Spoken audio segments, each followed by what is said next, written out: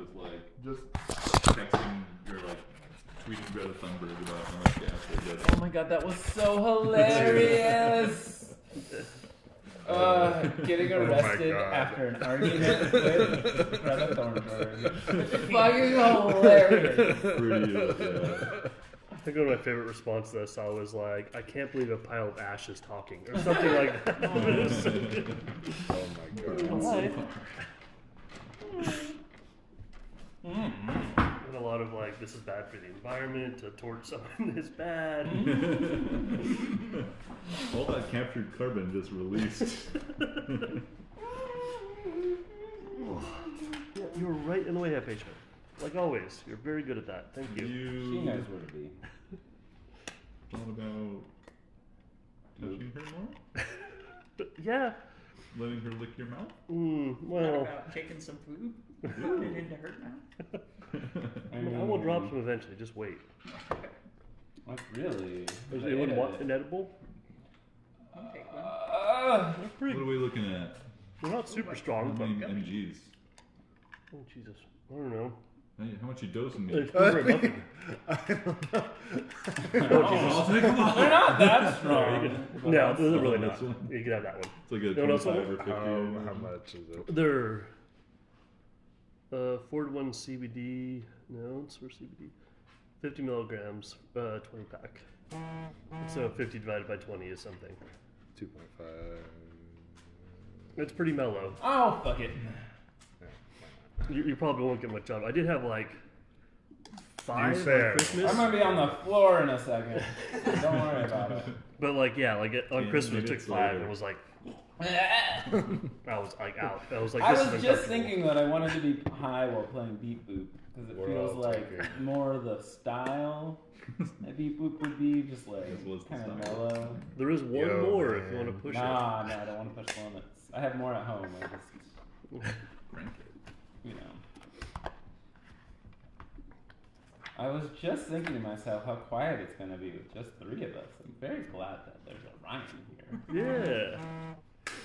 A surprise Ryan. A surprise, Ryan. Nothing better. Do you like my sweater?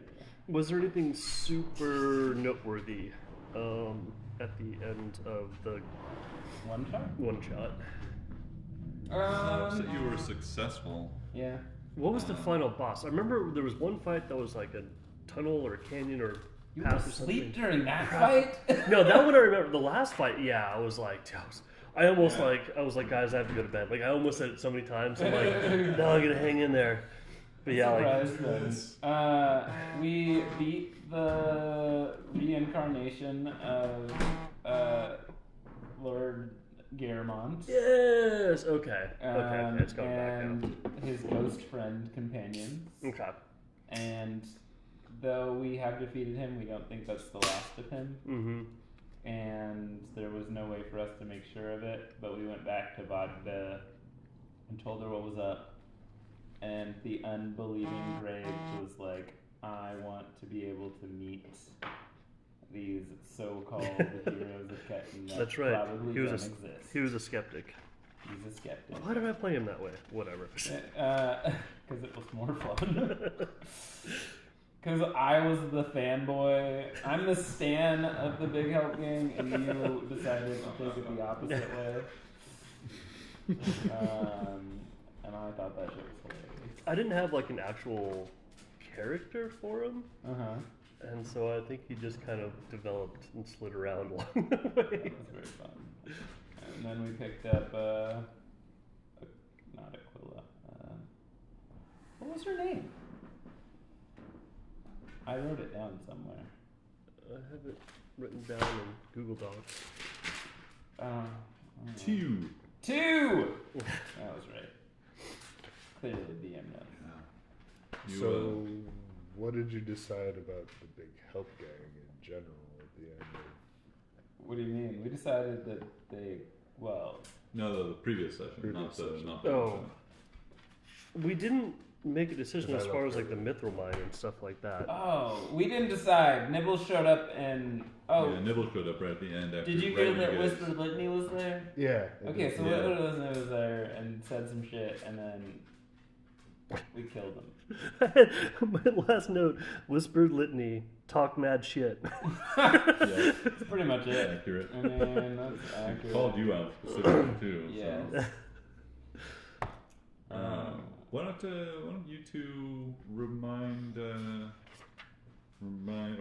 recap for Jared, like what Whispered Litany talked about. That would require me to remember it all. So the Oh, but real quick, also I will add also that Galuin talked about people going missing in the area, and he talked about how it's difficult to Xerox has been Vodka has been investigating, and they've with Galuin's insight have identified that at least like 20-something number of the people that they suspect have gone missing have been are pretty closely related to the Gwengold Imperium's noble family, the Constance Gwengold and her bloodline. So that was a big thing as well. Yes, I remember that. I have quite a few notes. Well, the guy from the magic shop turned out to be a gift. His name was Elamine? Yeah, I remember that. Okay. He wanted to help, make sure, he told us that there was a mind flayer there, talked about the unraveling, asked some questions, Obsidian, Gluin's father was rated the crown. People have been going missing, all from the Imperium. 45 more suspected, taken out of the Free Cities. Soul. Why did I take no notes about the Whispered Litany showing up? I just have. You were sort of the calm. I was really into it apparently. Yeah. Okay, so took 0 notes of that part. Yeah, I just had talks mad shit because I think it was mainly. I mean, I know Gray spoke up a little bit, but I thought it was mainly between. Gray, you spoke up a bit when. Just I didn't trust him, and when. You spoke up when the Whispered Litany suggested that she and her allies, Hashemadai, might not be as opposed, or their goals and yours might not be so opposed as you thought, and that you might find yourselves better Said that last time. better off working together. Mm-hmm. Had she a couple times just described with some apparent, enmity, the hungering darkness of, that lies beyond your world. And that combined with, you do know that she had been eavesdropping, or someone had at least, most likely her. But you had talked also with Elamine beforehand about these aberrant beings from outside your reality that were being crushed and squeezed and pressed into your own reality as theirs is supplanted by your own.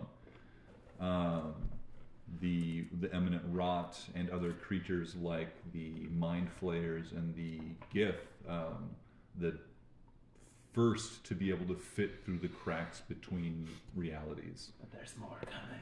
But as the cracks expand, which is certainly what the eminent rot is doing, ultimately more will follow.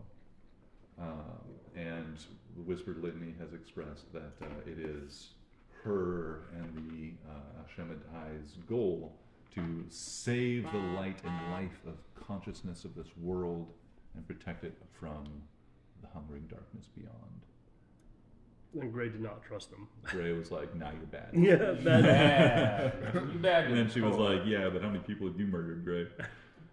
You're just siding with the wrong people again, like you always do." I don't know why I didn't take good notes on that part, because that part was very intense and interesting, and I was absorbed in the story. But Gray now has a name that's good. Gray the Helper instead of Gray the Betrayer. So he knows, yeah. As long as people know that he's good, that's all that matters. I mean, really though, he's not wrong. What else did we discover? Shippy can move faster. Shippy can Yeah. move faster. Yeah, Shippy did tell us that, huh? Yeah, Gray stole a map, the wind map of the skies, Mm-hmm. and taught it to Shippy. So now Shippy in this area here, more or less, he has like double or 1.5 movement speed, I think. Mm. So that's kind of handy. Mm-hmm. Yeah, the map that we took from our friends in Mm-hmm. Quram. And it's hidden in your bag that you will never find. Never found it. Okay. See, I wrote that down somewhere. That was like right towards the beginning of my notes. Where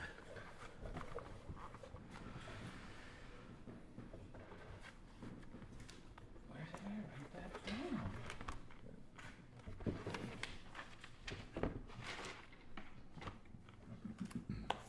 Oh, this is the whole of the notes. I'm understanding now. Final part of artifacts. Are you playing with this tonight, Ryan? Yeah. Do you need dice or anything? Yeah, probably. Well, I can do D20. Virtual? Are you all updated and stuff with your level 20 character? Yeah. Let's see. This is level 15. Oh, you got a level to give yourself then. Okay. Yeah, you guys are 16? Yep. Jesus. Why did I become so I don't strong? know. Why would you do it?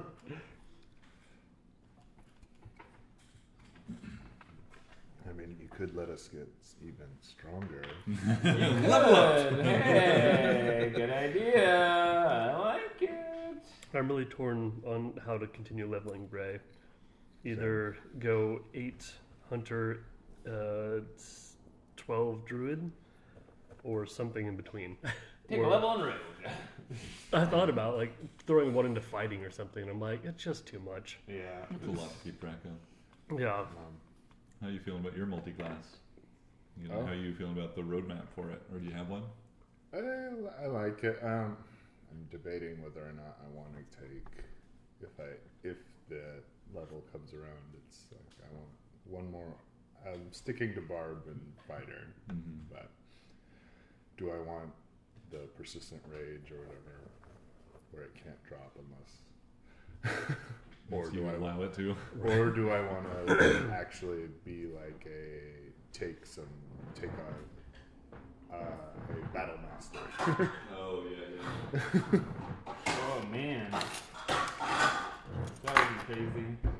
With Gray, I have the option of either getting a level 6 spell with Druid, or with Hunter, a Ranger, whatever, I could hover. The bugs allow me to hover, so I could like just jump off the ship and just like hover, you know, and it's like it lasts for a minute. Insect swarm holding you up. Yeah, you only have 10 feet of movement around, That's but for fun. like just, you know, just jumping off of something, like, think would that be? Yeah. Is it So just it's you like- or can your bugs catch people? Just me. Yeah, I know. Not that you're good. Sound like cool options. Dude, Swarmkeeper is such a. That's pretty cool. Yeah. There's so many. It's like so many things for like mobility, like crowd control or like battlefield control or whatever, Mm-hmm. and obviously doing some damage too. Like, Oh, yeah. It's so good. Yeah. And just like good for flair, you know, like just describing bug shit all the time is pretty awesome. But you can do the same thing with like fairies or devils, you know, like little, you know, whatever.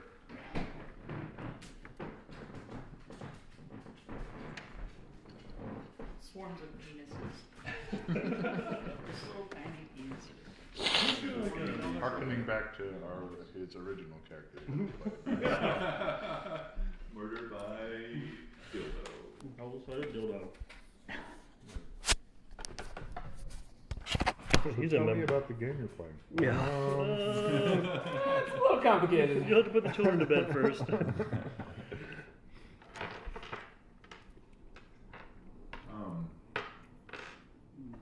I need to feed the dog before we let any more time pass. Mark. But any other pregame?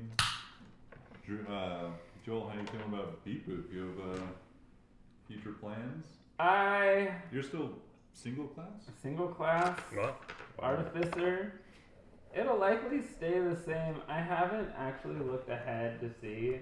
The only Artificer's pretty complicated on It its is own. a very complicated thing. I'm Mhm. interested to see how it goes now that I have this homunculus servant, because that was my big move. Because I had some plans for it.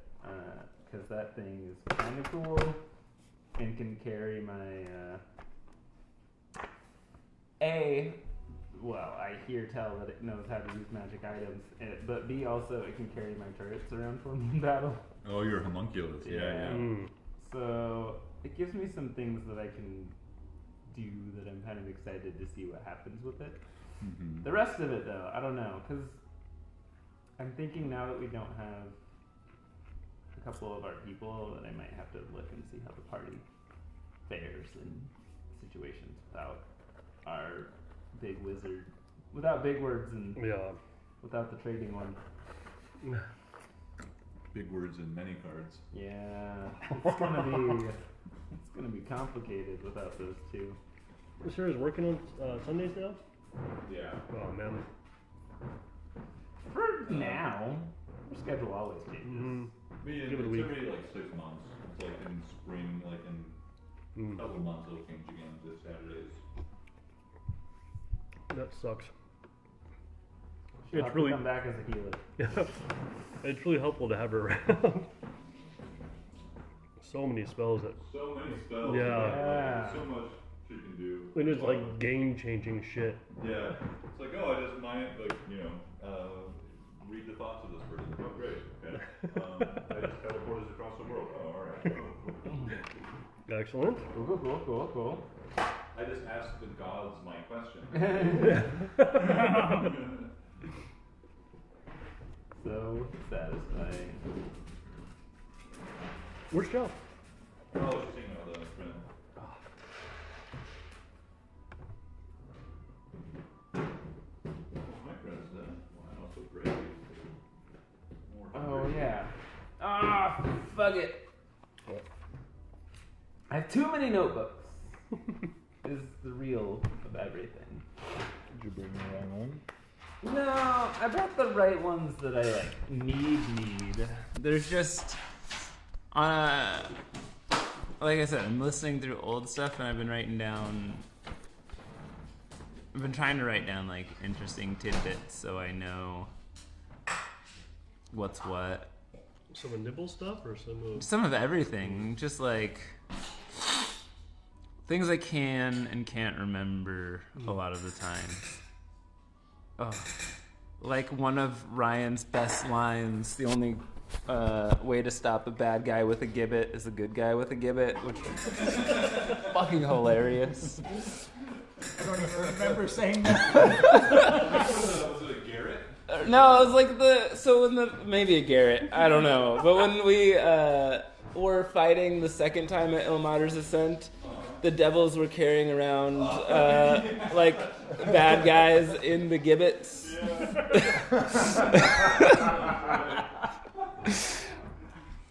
That shit was hilarious. Those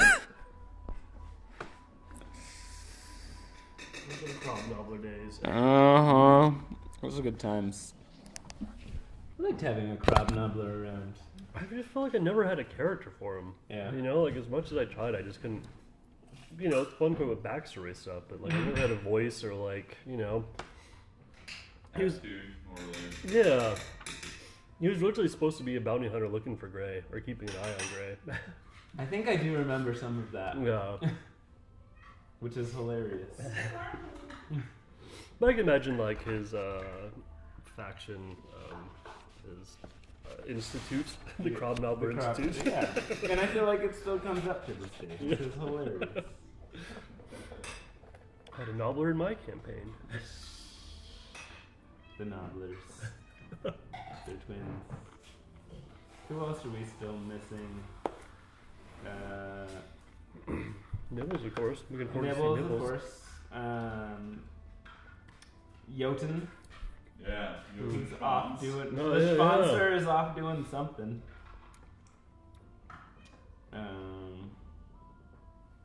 everybody out west. Or east.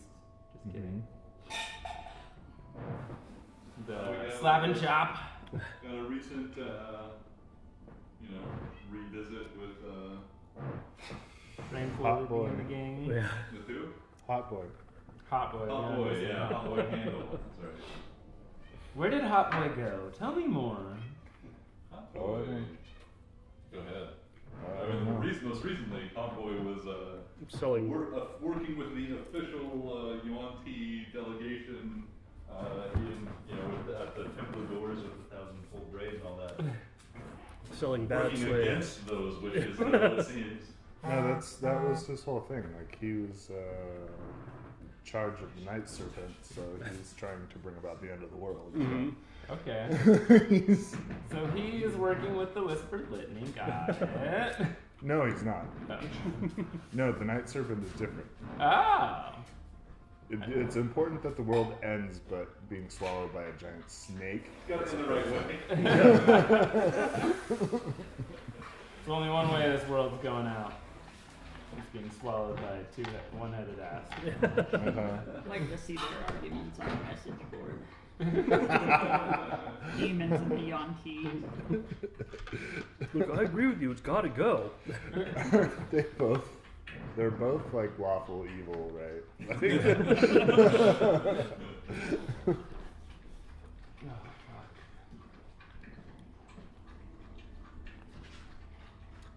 Played a little bit of Baldur's Gate today. That Nice. game's so good at times. Like, it still like crashes a lot and it's not very stable.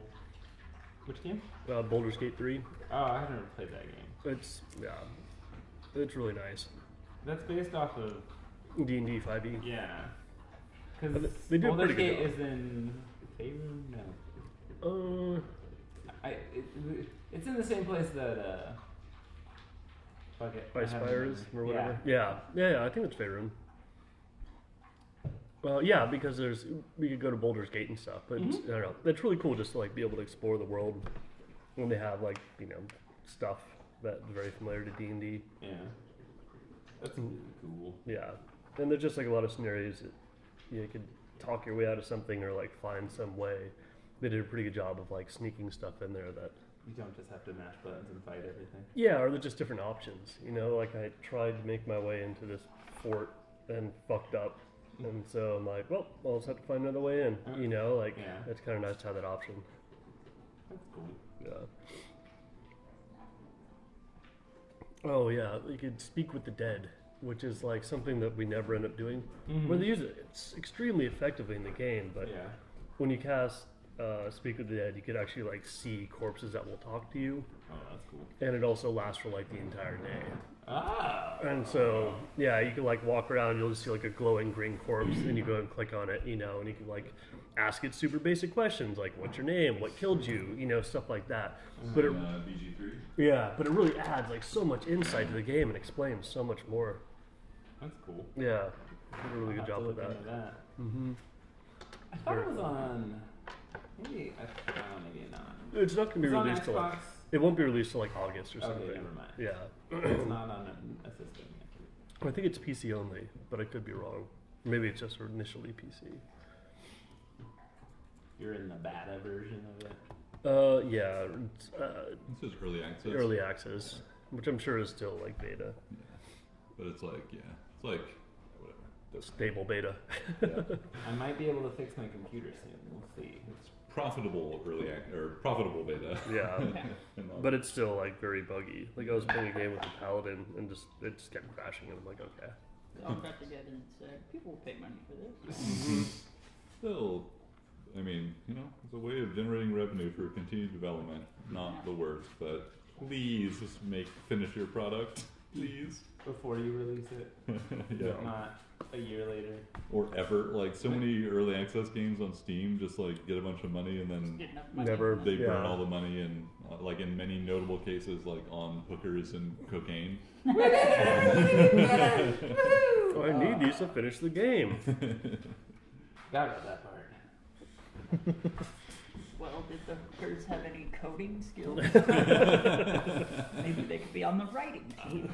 They were just working through college. They were probably, on their third year computer science degree. There you go. She said she knew Python. I just didn't understand what she was talking about.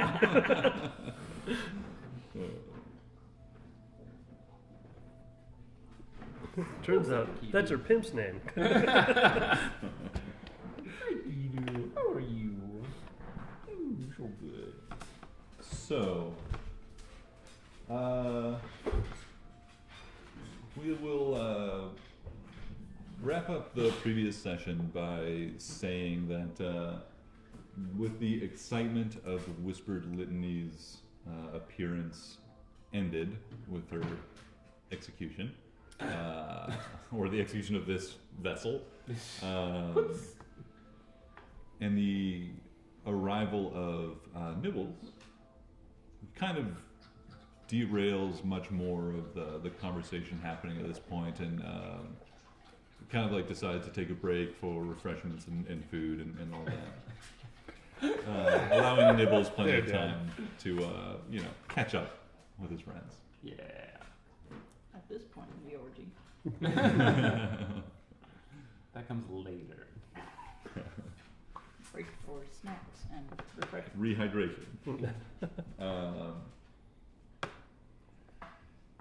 In that time, as you guys are all kind of chatting with each other and helping yourselves to any of the assortment of food and drink here, if you recall, you were having this meeting in this kind of semi-furnished central courtyard of this in Valkyrie that's surrounded by buildings and tapestries and other artwork, but more notably for you, a couple fires and tented areas. They're providing some relief from the making this courtyard actually pretty comfortable despite the cold in the air in this kind of winter part of the season. But during that downtime, of course, Joel, if you have any Nibbles related things you would like to engage with or speak about, as Nibbles has just arrived, feel free, of course. Nibbles wants to hang out with Beep Boop for a bit and just make sure that his creation is still doing well, on track.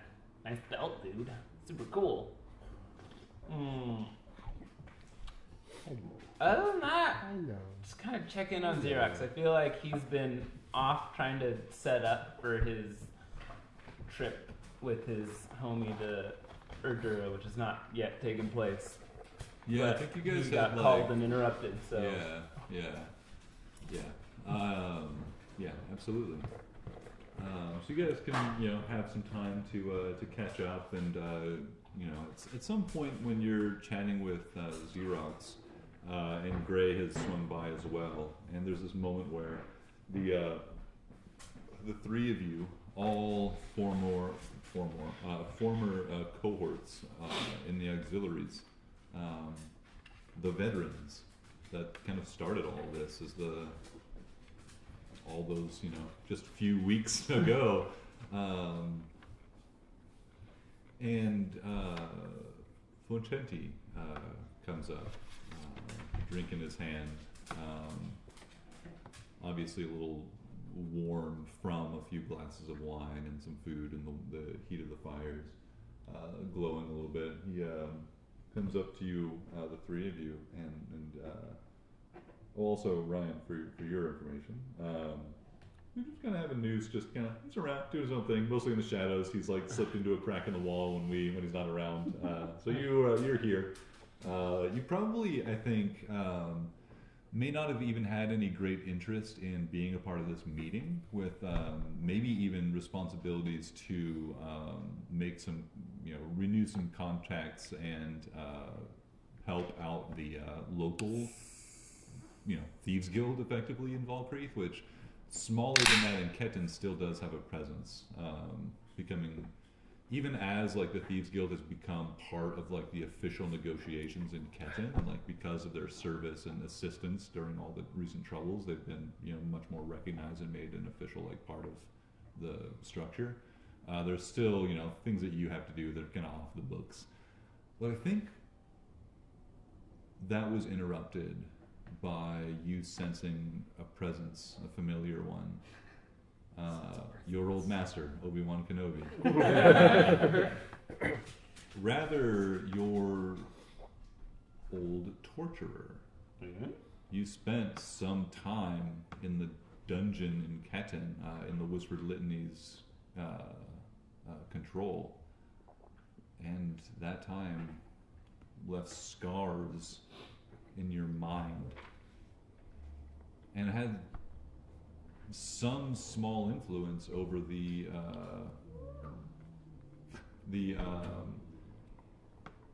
change in your own powers and your ability to forge these psychic blades and stuff. Something that was, part of what she did to you unlocked something in yourself. And as your noose are still working through that, trauma and figuring out your new, empowered abilities and, their weird connection to this horrible time and thing that was done to you. There's just, that's always there in the back of your mind, and there's just, this, like a headache almost, but it's coming not from, your mind, but from without, and you can feel it as, a psychic presence, a familiar one, that stings down old, what would be, scar tissue in your mind, and you know that the Whispered Litany is near. And I think that's when you show up at the meeting, is when the Whispered Litany has been brought in and revealed. But after all that, you are there as well. And Bocenti comes up to the three of you specifically and says, how are you, friends? I know this has been quite a day. Disposing of another vessel of our enemy is not so satisfying, eh? I found that very satisfying. Not as much as taking the head of the real bitch, I think. One step closer. One step closer. There is always thought as to how willing this participant was. And now they are no more. I guess we'll never know.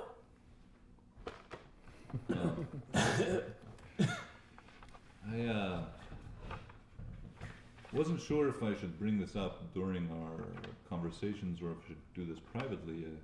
Not official city business, but it is. I have some information and for you. You mentioned that you, in your time in the auxiliaries during the Crusades, you worked under General Harkill. Yes. Mr. Harkill. What does that name mean to you? Well, I thought it sounded familiar, and I looked into it, and indeed I did some work for him when I was working alongside their efforts, doing, as I mentioned, the officially logistics, but more importantly, acquisition of arcane objects and other powerful relics from the wastes that the Imperium may be interested in, and found a great number of people interested in those same things outside the Imperium. Harkill made some requests for information from me and my network that I could not provide him. Our interactions were very limited. But I sent out some feelers to some friends, and they've dug something up for me.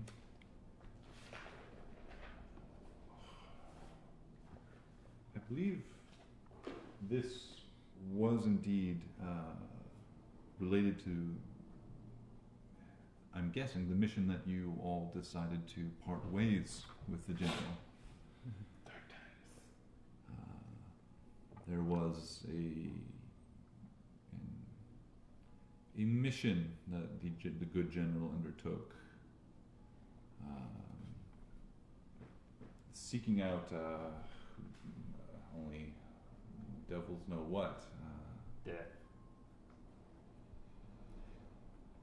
But he made it to some place. That mission where you all left, they did return. They did make it somewhere out in the wastes. Some abandoned temple or defamed fen or something. So they were successful. I believe so.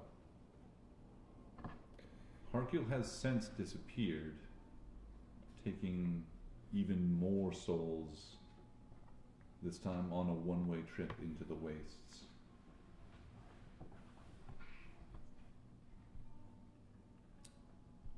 I don't know where he has gone,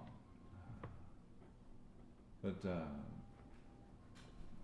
you've seen these, and pulls out these like couple of stones that have these different like sigils on them, and he kind of like rolls a few, like 3 of them around in his hand, and he brings one into display. Says the stone is what allowed me to return here to Jacob Instell's home. Not Volkreath, but when I first met you all, I was able to teleport. These stones are old relics that can be tied to specific places that hold some sort of transportation magic within them. I've seen the faithful, the saints and clerics perform similar magic. It's not the same. It doesn't function the same as what your friend Azira might do, but similar result. But these end up being more bound to specific places. I reached out and I have such a stone for you, if you want it. Work for all? It should take you back, or take you all with... I've already reached out and those elves that Nazira brought with her, quite powerful. Yeah. They will allow what would normally be a single traveler to be expanded into several. Where will it take us? It will take you, I believe, whatever place General Harkil sacrificed all those lives to reach. Dope. How you getting? I have still some friends who are less committed to the Imperium's cause. I reached out to several people and been dealing with logging and reviewing before shipment of all sorts of relics and other items from the wastes back to the Imperium. They were able to let me know when I asked about a specific name and a specific venture and a specific time. They were able to provide me with this. After Harkil disappeared, you understand, with a large regiment of crusaders and auxiliaries, some investigation was done into what happened to him. Of course, I'm sure the Imperium will just report him as another martyr for the cause. As I recall, he was in good standing with the powers that be. One of their prized champions, as far as I recall. That's why one of the reasons why I kept my dealings with him to a minimum. I was always unsure if how closely he was truly aligned with the Imperium's interests. Is Vocenti telling a lot of the truth or a little bit of the truth?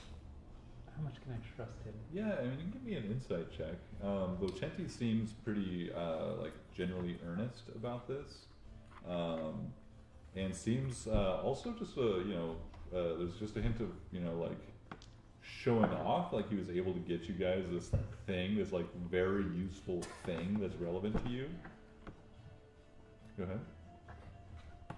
Sorry. I wasn't really sure who I was playing as, so I rolled one for Nibbles and one for Deep Boop.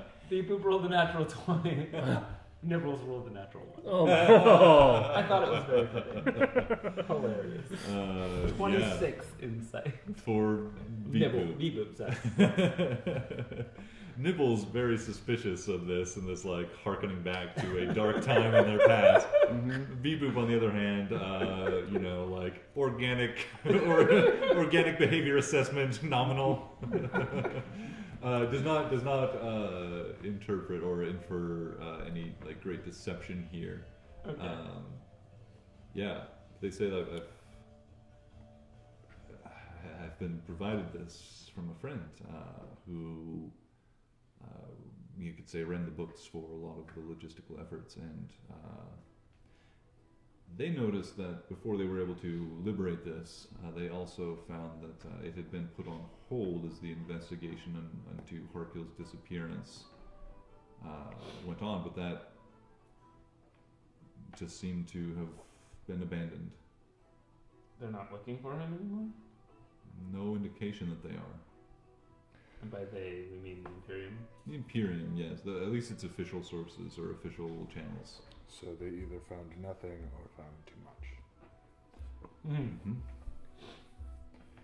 Or maybe even the initial investigation was just for appearance and they already knew what had befallen them. I don't know. Could be. You'll forgive me.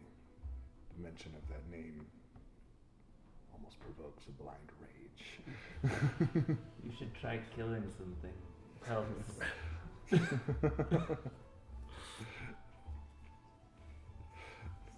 been enough death. I'm telling you, very satisfying to disintegrate somebody. Oh man. Squish bug? Xerox takes the bug and like kind of tosses it up and like gently swings there. Explodes.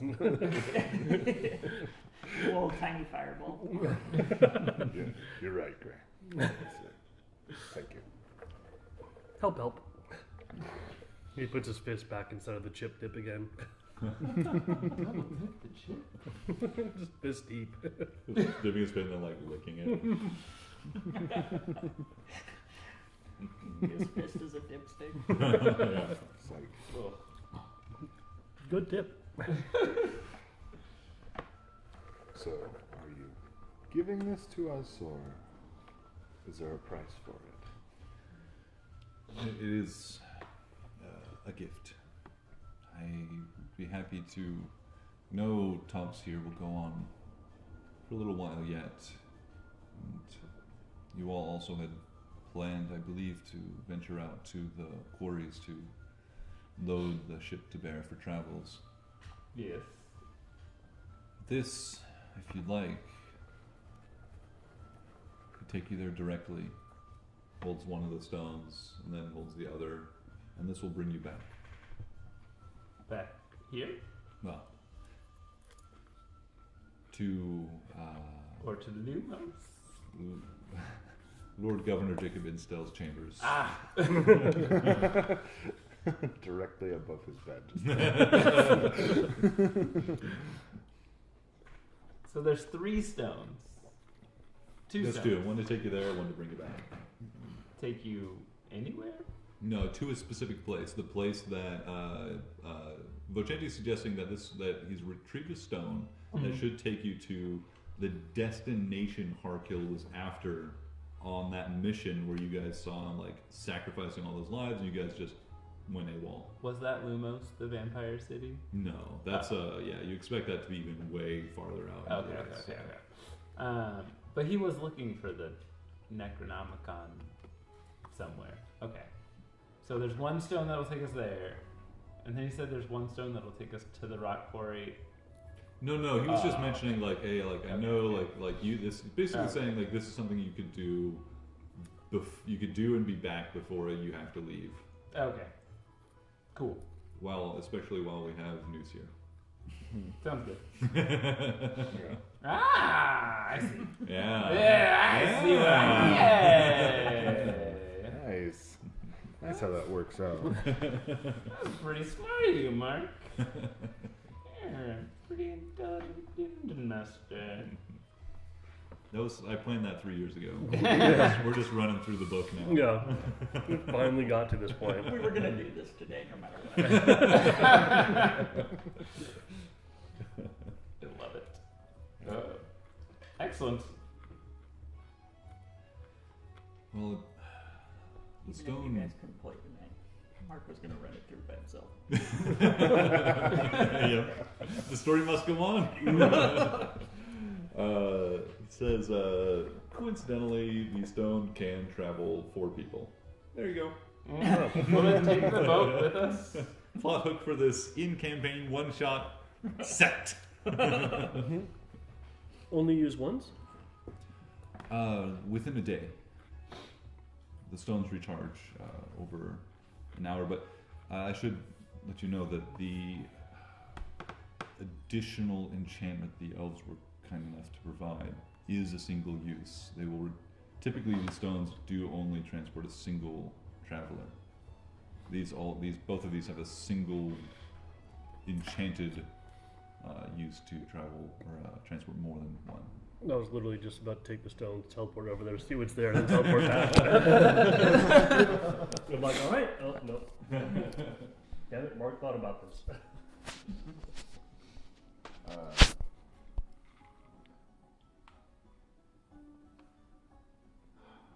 Xerox turn to Nibbles and say, I feel that I need to know what happened. Oh, hell yeah. Who's going?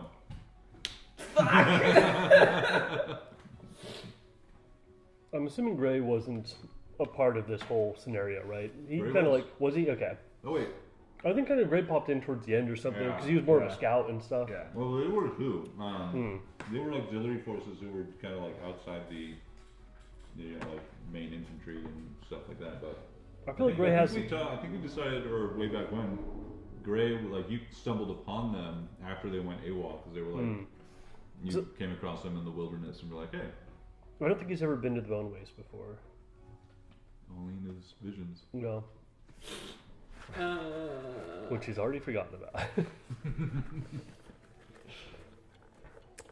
It depends. How far into Nibble's plans is he? Like, is it imminent that he's got to go kill a body of the Whispered Litany and save his uncle, or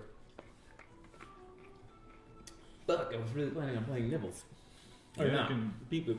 You can Bring play both either along. one, really.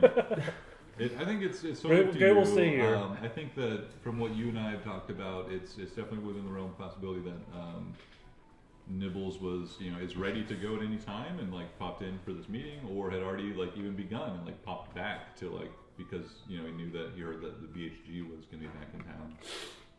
Okay. So it's really up to you. And also, once Nibbles gets to Urdura, like how Nibbles approaches that situation could take days or weeks or moments. Yeah. Just go in magic blazing. He really wants to go, but I think he's in the midst of things. He's gonna send Beep Boop in his place, but All right. it seems. What do you think, Xerox? You mean you're both not coming? I don't think we both can go. Oh, that's right. Something to do with overpoweredness. I don't Well, my friend, I'll leave it to you. I feel I can take care of. I feel like either of you will help me to help us take care of a hard name. Why did I pick a hard name to say? I don't know. Why did you?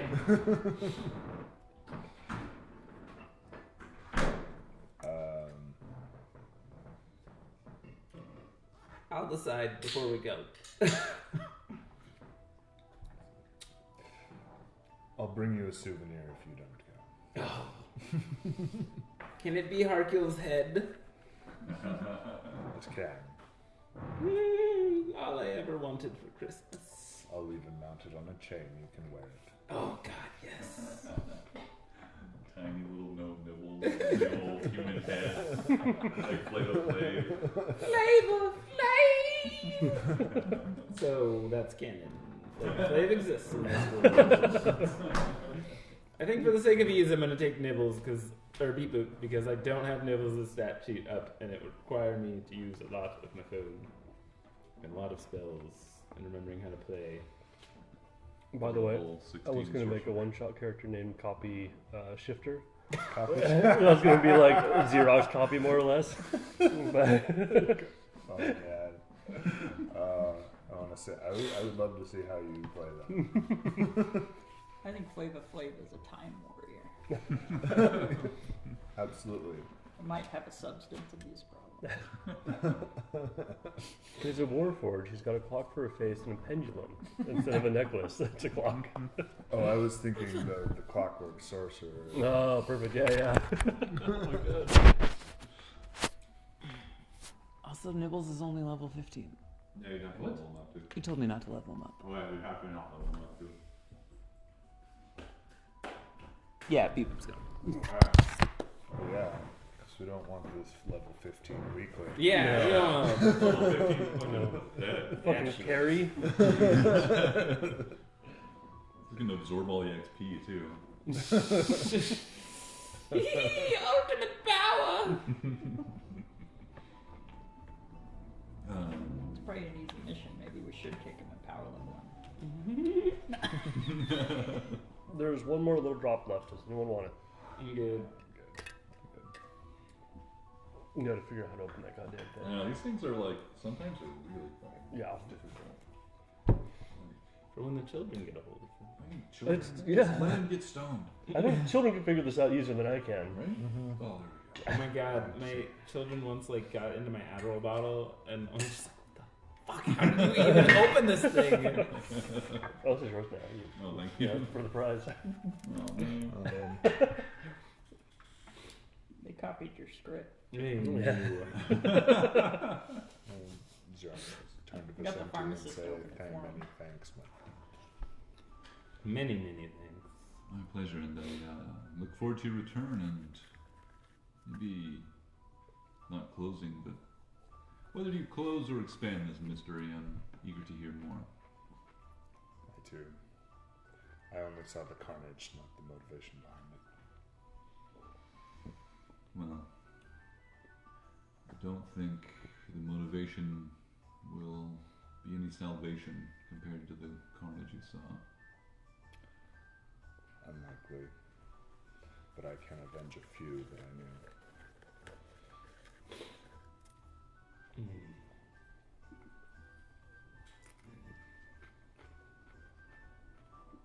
Have fun! Have fun storming the castle.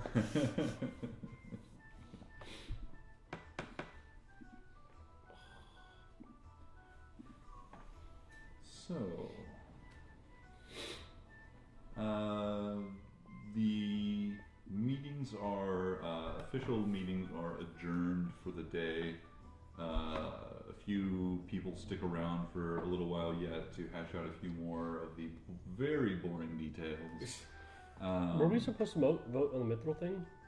The mithril mining in Ketten? You are, but it's not. The meetings are suspended for the day. But Gotcha. not the They're entire- ongoing. Okay. Gotcha. All further business will just be picked up on the following day. Oh, potentially before you leave, is Bellerophon still safe? If they retaken Ilmater's Ascent, are we okay here? Oh yeah, who would be the? Yeah, so that is. Oh, we put I him would in say charge of all that.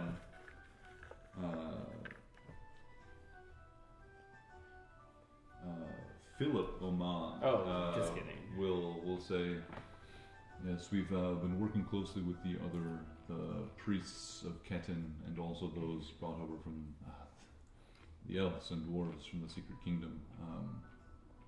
We've been working closely, and report the Ilmater's ascent is still safe and sanctified. The recurring work of our priests has kept the darkness from returning and has kept Bellerophon, if I can say, I think in good spirits, for the time being at least. Good. Beep Boop hands him a hat. Next time you're there, this will go well with his gloves.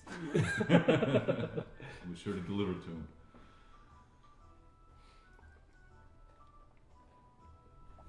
Anything else you guys want to do before you venture off? No, I can't think of anything. Stare Do they have any daggers at healing Ross. potions at town? In Volkreath, they would certainly have at least a handful. You guys, they would. Are you making requests, an official request for support? Yes, please. Guluin says, Bogda, I'll leave that decision to you. You're the one that's managing most of the people being put into direct harm's way. And Bogda says, I'm sure we can spare a handful.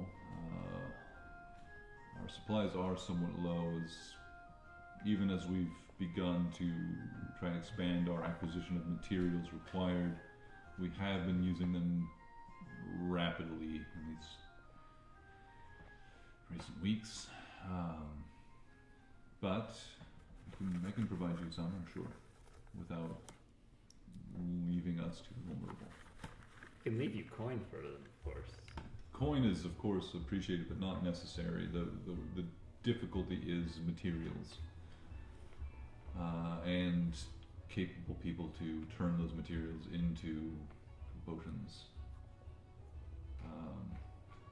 The Bellstone has been an incredible resource for trading and acquiring things we need, but those routes are still developing, the supply lines are still developing. But for now, we can definitely let you have a few. Excellent. You can each take a common and a greater. Good call. Completely forgot about. We got you back. Oh, Crobnob over here. Yeah. Oh, look, there he is in the corner.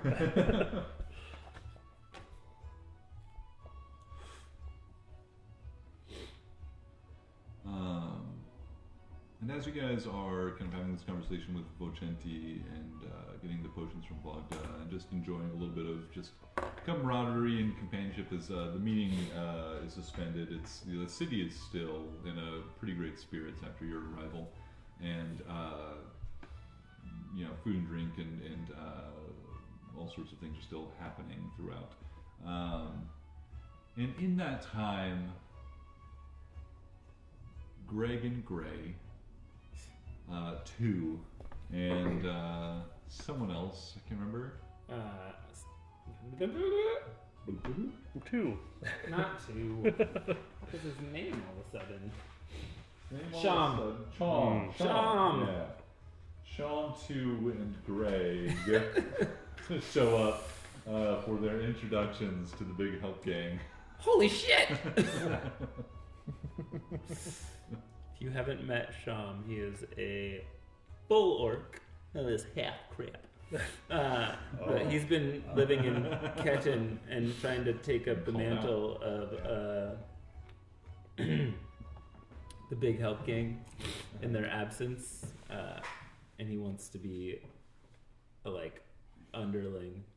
And he's been super excited to meet you, especially Xerox, the doppelganger, because of your orcish heritage.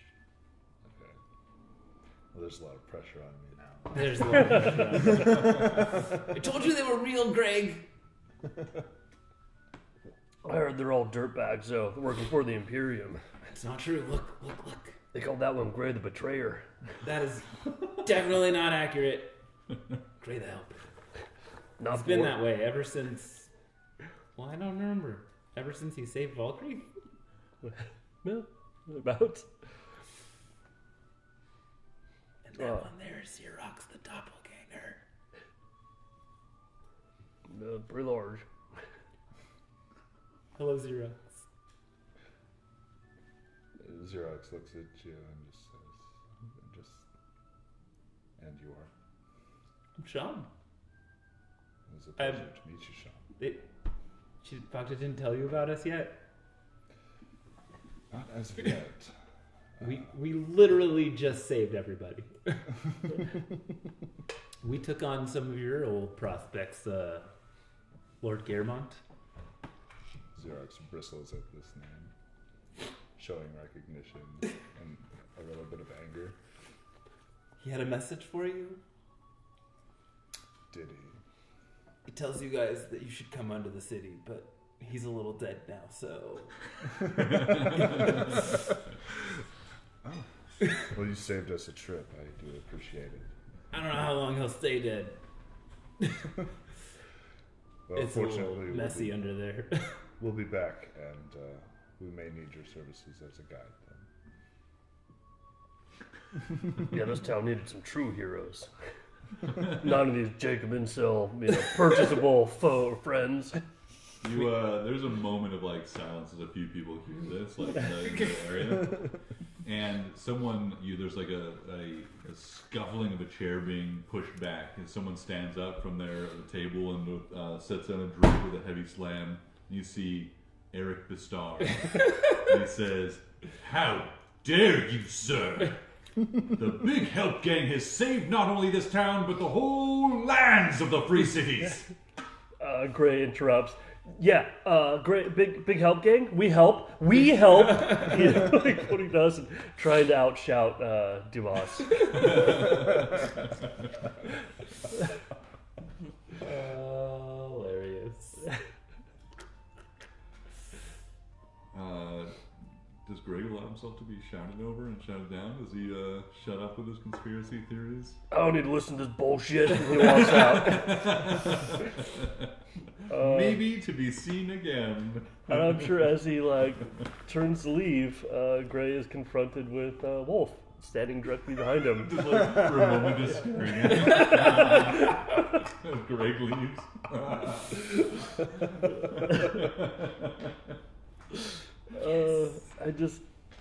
I like sorrow and like super awkward. Gray doesn't know what to do. Kind of like he takes off one of his shoes and says, "Go, go!" and then throws his shoe at Wolf. That one was very helpful in the killing of Lord Gairmont. With the wine, Wolf turns away once again, rebuffed by its former master. Wolf good. Gray no need Wolf. Wolf need no Gray. Can't you see we don't want We you could, anymore? I mean, we could still use him. You use. Wolfie and the Hendersons. Wolf did also pick up your shoe and walk away with it. As he's leaving, Gray takes off his other shoe and throws it. Those are his fancy shoes from his fancy lad outfit that he's put on. Fancy laugh, that's right. Perfect. Hilarious. Well, with that, it's really up to you if you want to wait till the next morning or leave this evening on your little expedition to Harkill's quarry. Are we leaving the meeting to go to this thing? The meeting, again, is suspended for the day, so Okay. it's you guys have. It's still relatively early in the late in the afternoon, early in the evening kind of situation, and you have until at least tomorrow before you would be needed to be present for anything. Plus, it's not like Shippy's gonna leave without you, so it's really if you guys want to go, you can come back and continue on whenever you want. There isn't a hard schedule for your departure. And the other members, the other representatives here have, as of previously mentioned, like have lots of just nitty gritty details to work through. So like not like you guys are only really needed for the high level conversation,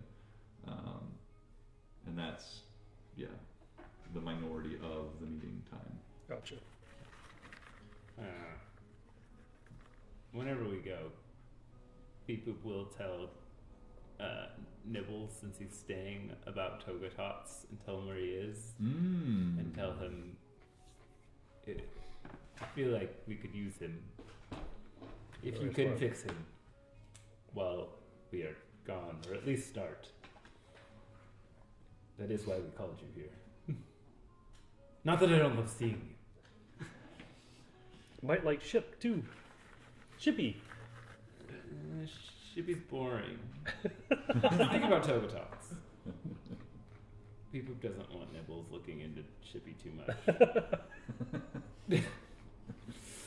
Oh, secrets from the master. Yeah. Interesting.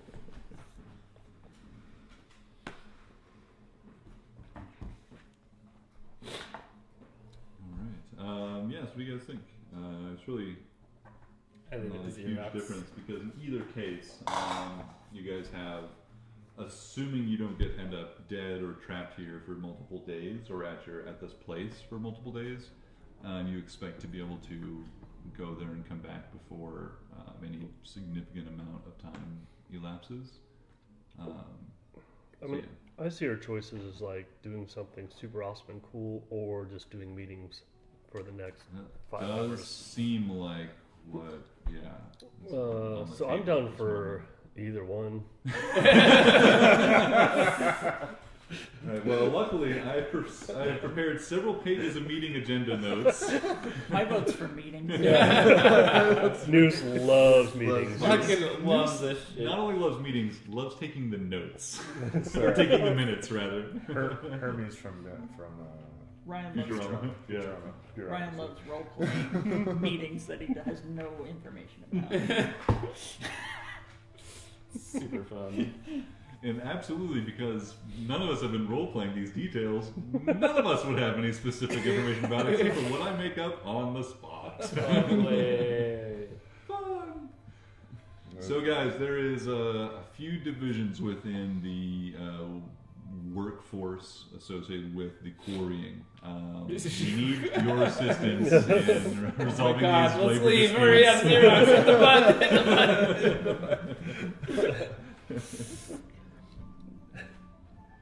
Xerox will look around at her companions and hold the.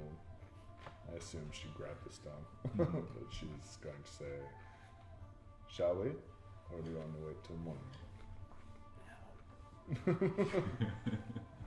Clothes stuffy, starts taking it off. Alright. No wonder a fancy lad. No. Let's just disappear from in the middle of the meeting next to Smoke bomb! It's like, so how do you use this thing, Vicente? You'll squeeze it. You'll feel a crack as if it's about to break. Don't worry, it won't. That will just release the magic. The stone will be fine. Well, Xerox is pretty strong. I certainly can't claim to be as strong as you, so be gentle, I suppose, or have one of your weaker companions do the squeezing. But squeeze it, it should crack, and as you release, it should be restored to its normal state, and you will have traveled. The elves have told me that it's so long as you are all touching hands, or the hand that is holding the stone, you will all be transported up to 4 people. Zero just takes it and crushes it. I got this. Solo. Everybody gets sucked in. Take more people. More force. Little string of 5 to go inside. Xerox will hand it to Beep Boop and say, "I don't want to break it. Will you do the honors?"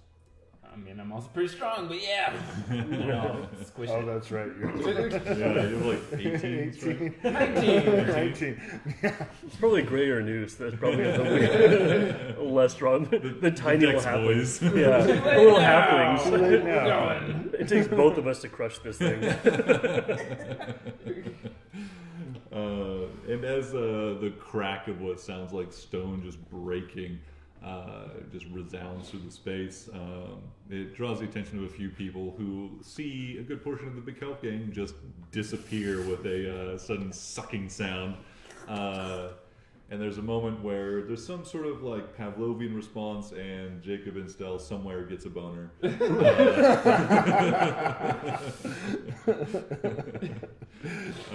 And you guys are instantly transported far-ish, or far to the south and to the east. Ryan, you have some juice just on the table there by your glass. Oh, yeah.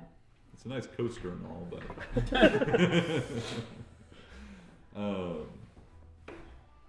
and you feel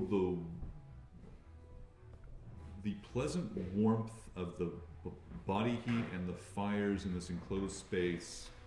The warmth and comfort of that, as it's protecting you from the cold, be stripped away, and you are in a sort of like, not quite like Saharan desert, but it is like this like badlands, sandy oasis that you're in, and it is cold here too. Even as it's maybe a few hours behind you, it's still getting into the dark hours. And at this, in this winter air, it is cold even here in the desert as soon as the sun goes down. And ahead of you, you see an enormous figure of a beast, a cat-like almost beast, protruding from the desert, the sand, the dirt, and the debris on the ground. It looks like, as you look around, this place was once there's some signs of civilization here once, long, long ago, and now only ruins around you, aside from a pair of incredibly worn figures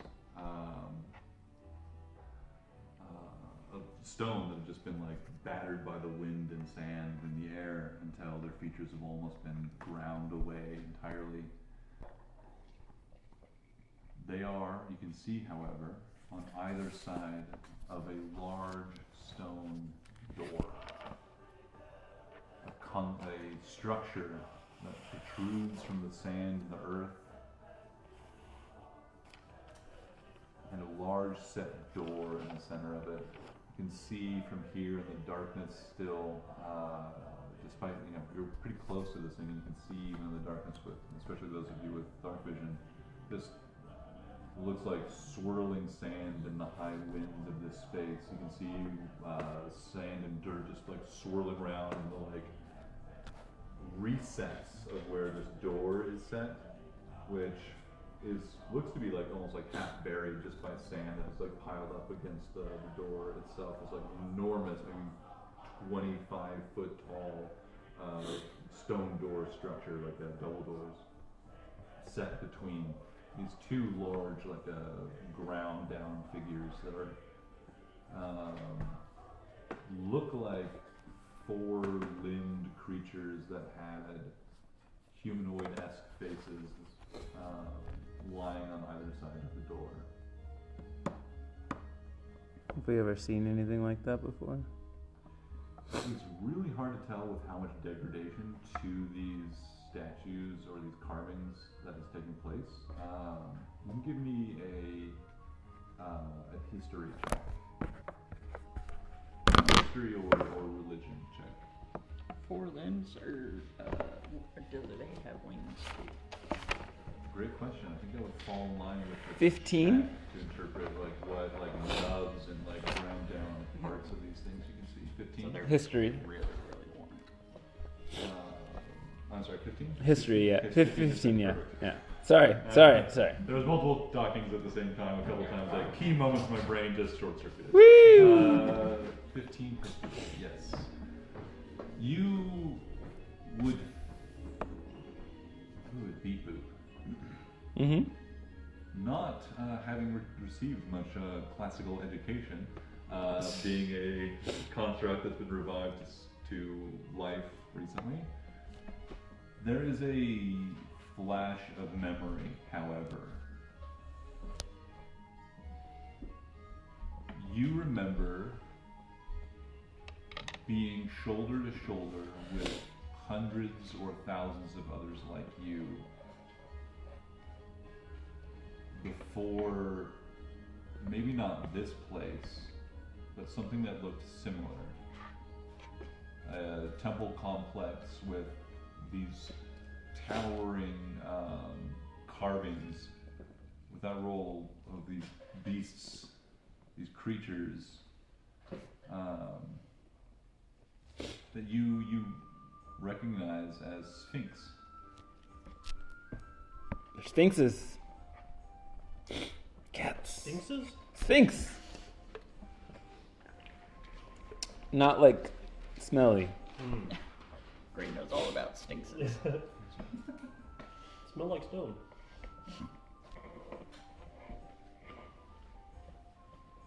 Are there any particular deities that you know of that are affiliated with sphinxes? Yeah, that's a good question.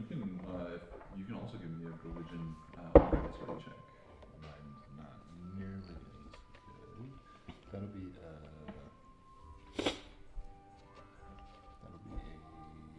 8 for history. Yeah, you have heard of these things and heard, not a huge amount, but like some like ancient religions and some mysteries of old are said they're like old secrets and tales, like there are stories of people talking with sphinxes and stuff, and like heroes meeting them and like being given some secret or like information they needed to defeat darkness, and like just like stories like that, but no real like significant details. I'm gonna check them out. See if there's a key or something. Oh yeah, There's a cylinder. Genius. Yeah, and I think with that site is where we will take maybe a 15-minute break. Sounds good. I still need to use that. Gotta poop. Gotta poop.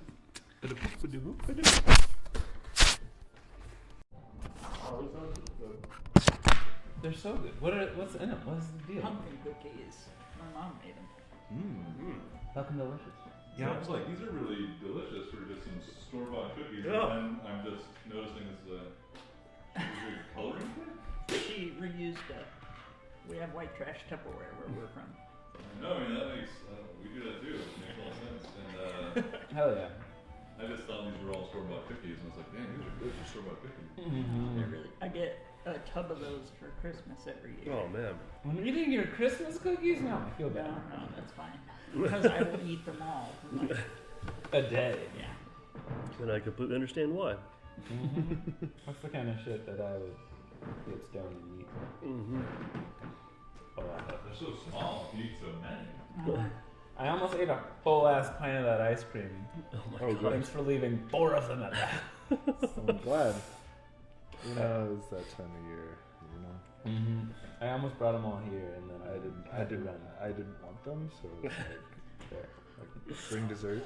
Yeah, I know. I was so drunk. I hadn't been that drunk in a long time, so it was like a mixture of that and We're all working on our winter layer. Right. trying Yeah, I try to. constantly. I mean, you're making it right now as we speak. What are you making? Is a hat. oh nice. So for Christmas, I was like, my wife had given me my nipple or my beep boop dies. I was like, those are cool. And I was like, you know, it'd be fun. It's like if I could relearn how to crochet. And her aunt was at their Christmas thing, and she always is crocheting. So I was like, teach me. So now I can play, like I can crochet stuff while I'm playing D&D as beep boop. It'll be fitting. That's So, crazy. I made Alice a hat, and the rest of the boys wanted one. So Nice. now I'm gonna finish 2 more hats, and then make some. I wanted to make some like stuffed toys, which I will do after I'm finished with all the hats. I like it, man. It's really cool skill to have. It's kind of fun. Yeah, it seems like one of those things that you just kind of do. Exactly, like, and it's one of those good things that's good for my little ADHD brain, where I can like have something to take my wandering brain away. Right. And then listen to what Mark says. I do that a lot too, where I'm just like, I'll just stare at something, you know, and then like he'll be looking at me, so I make eye contact, or like I'll start staring and he'll make eye contact and I look away. But it's like I'm focused on something else while listening, you know, and trying to one focus on it. So my brain starts going off and like, what's the news to do? What happens every time I try to listen to an audiobook where I'm like, oh, this is great, and then I have 30 minutes in and I'm like, wait, what? I'm listening to an audiobook? Yeah. If your own thought take over the conversation. Yeah. I need to stare at something so that I can focus on it.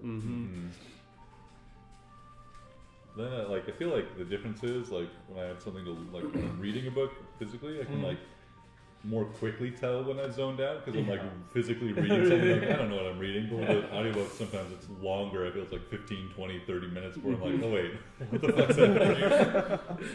It's like, my brain's going in a whole different direction with this conversation. Yeah. Wait, when did that character die? Or like, wait, I've listened to this already. I'm way past this point. Yeah. It's like,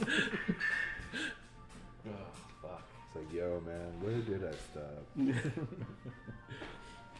and we leveled up before we came out here, right? Absolutely, 2 times. Fuck. Oh, finally.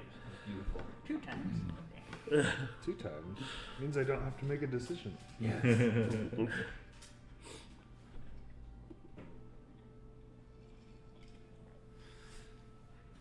So, you guys do find yourselves in the darkness, in what appears in your immediate surroundings to be an ancient and ruined city or temple complex, or like other like sort of structures. There's a lot of like ruins and broken like skeletons of walls here.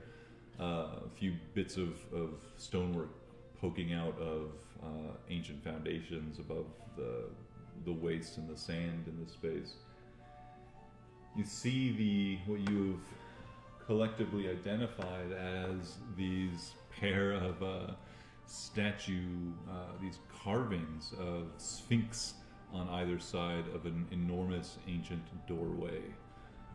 Leading into a structure that looks, at this point at least, who knows what it once was, but at this point looks to be largely underground.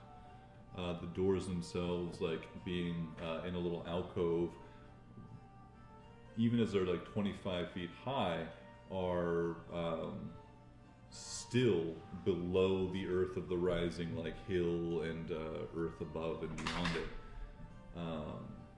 But says all this is of untold age. Who knows what this place looked like when it was first built, or when people walked these stones.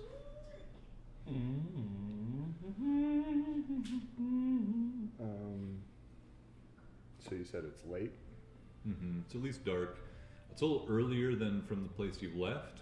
You left, I don't know, we would maybe able to just estimate somewhere in the early evening of like maybe like 6 o'clock or something. But you've traveled east, so you might have jumped a time zone or 2 on the way over here. But it's still dark. It's late in the year, and darkness comes early. Do these doors actually lead into something, or Presumably, yeah, Okay, they okay. would. They would open up into some structure that's buried at this point.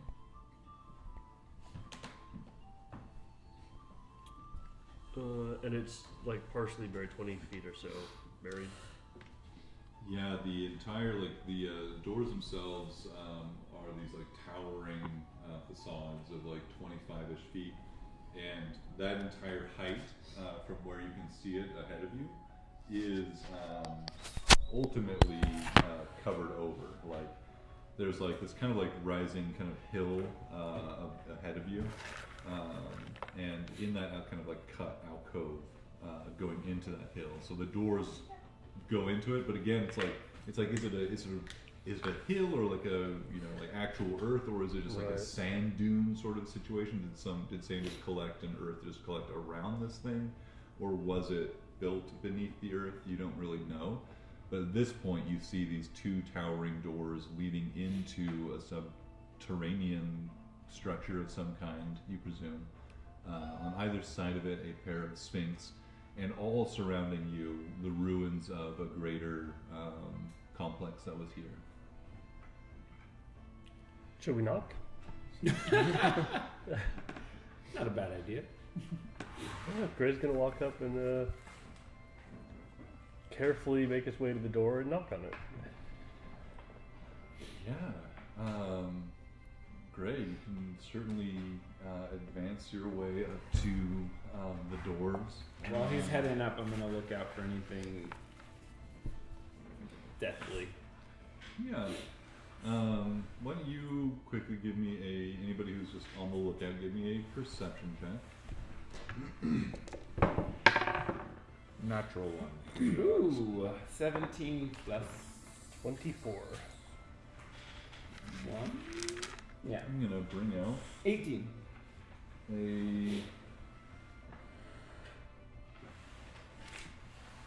Battle map. not quite a battle map, but This encounter is brought challenges to that you you by might face while being in the bone wastes. bonus challenges. See what happens. Challenge my bone. I got a natural 20. Natural. Yeah, you did. So, Whatever you're bringing up with the bone waste, better be bringing it hard. Love it. Bring that a shit. or don't come at all.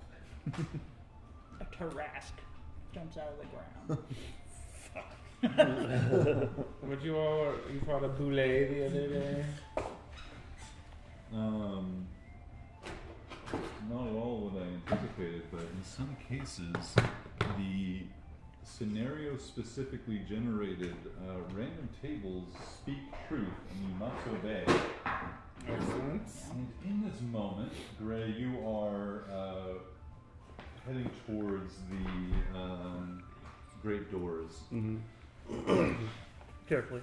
Nothing impedes you, but give me an investigation check as you kind of like look out for anything weird or Great at those. traps in the rough terrain here that you're navigating through. 10? You don't really see anything. It looks like if there were any traps, they've long since been sprung or covered by age or time or entropy. In any case, you approach the door and you knock. Your tiny little meat hand slapping this like giant stone door. It doesn't do much. You can, even in You have to do the secret. the howling wind that's whipping through this space, you can't even really hear much of the contact of your flesh on the stone. We'll call her back. No one home. Well, that's it. Let's go back.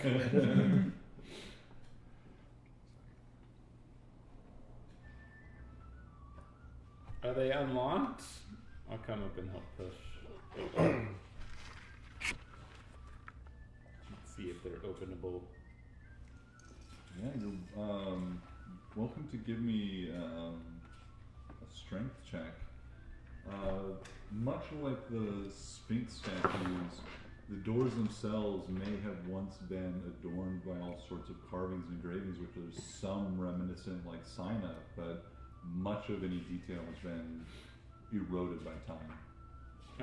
That would be a 12.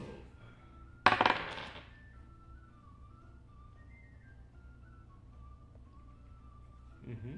Also 12. Gray's helping. Way to help her. The two of you strain and push against the doors, but they do not move. Alright. Noose will step up. Investigate these doors. Xerox will start making her way over as well. Yeah, Newts, you want to investigate the doors themselves? Yeah, look for a way to open. Yeah. Give me an investigation check. How about a 15? 15. I'll tell you that you can confirm that these are these aren't just these are in fact functional doors. They should, you've determined, to open inward, so much of the mechanic work and hinges and stuff will be on the interior of this place, kept secure from the time and the sand. But you can tell that they are not trapped. They are just fucking heavy and jammed, and you can tell at one point these probably worked fluidly and smoothly. You can tell the craftsmanship is exceptional, but they just need a big push to get moving. Or at least that's what you think. Okay. You guys just gotta put your backs into it. I'll get ready to aid Xerox in her push. Xerox will step up and try to give this as hard a shove as she can. I believe. Ray's gonna add a couple bugs and give you guidance. I'll add Noose's weight, all 60 pounds. You have guidance? I have guidance. Yeah, you can give me. I have bug guidance. Give me a strength check with advantage there. I'm assuming you want to Plus a d4. I'm helping. rage it. Oh. I need to be. I don't think I need to be enraged to get the aspect of the beast doesn't say anything about rage.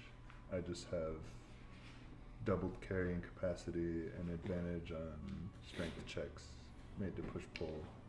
Absolutely. Nice. Do it. Absolutely, I do. Okay, so that'll be a 27. With guidance. 27. Pull it with guidance. Plus a d4. Plus a d4. That makes it an even 30. Nice. There you go.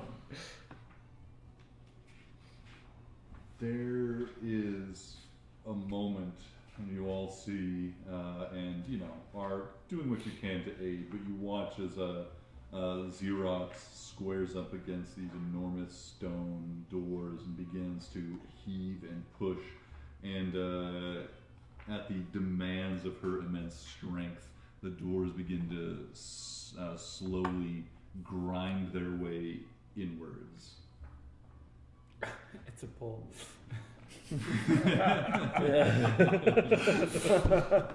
It's like, that's what all the carving said.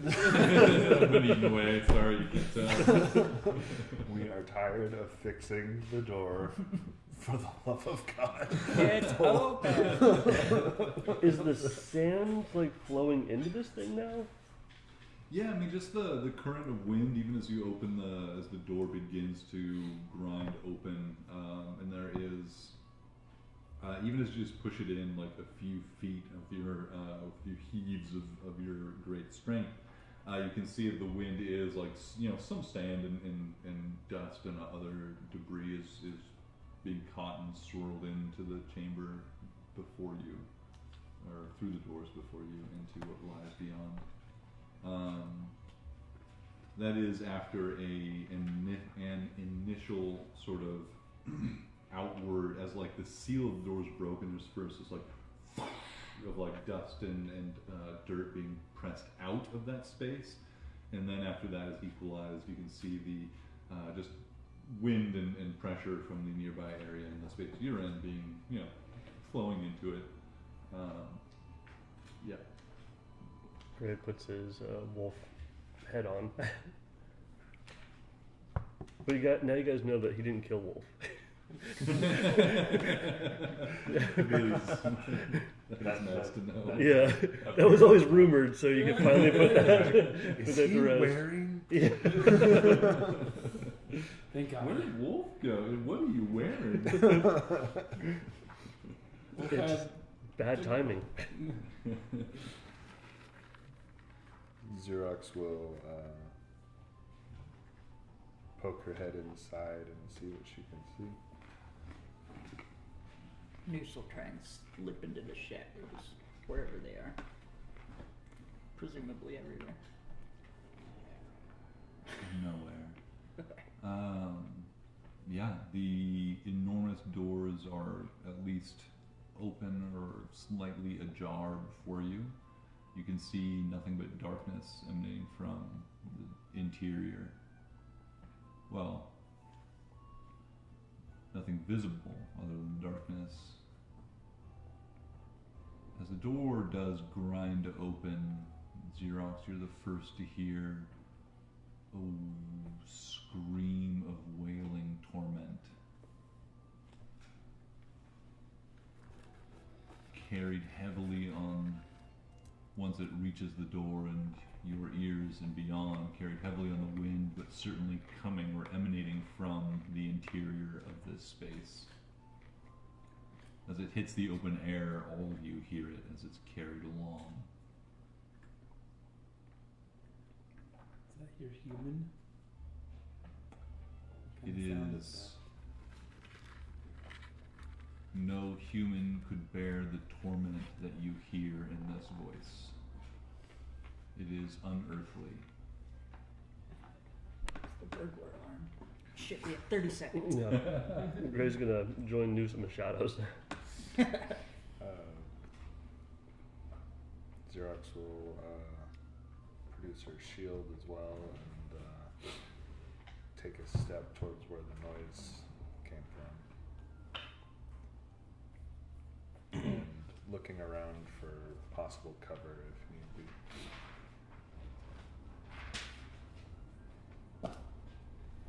I bust out my sword and send my bird off up above.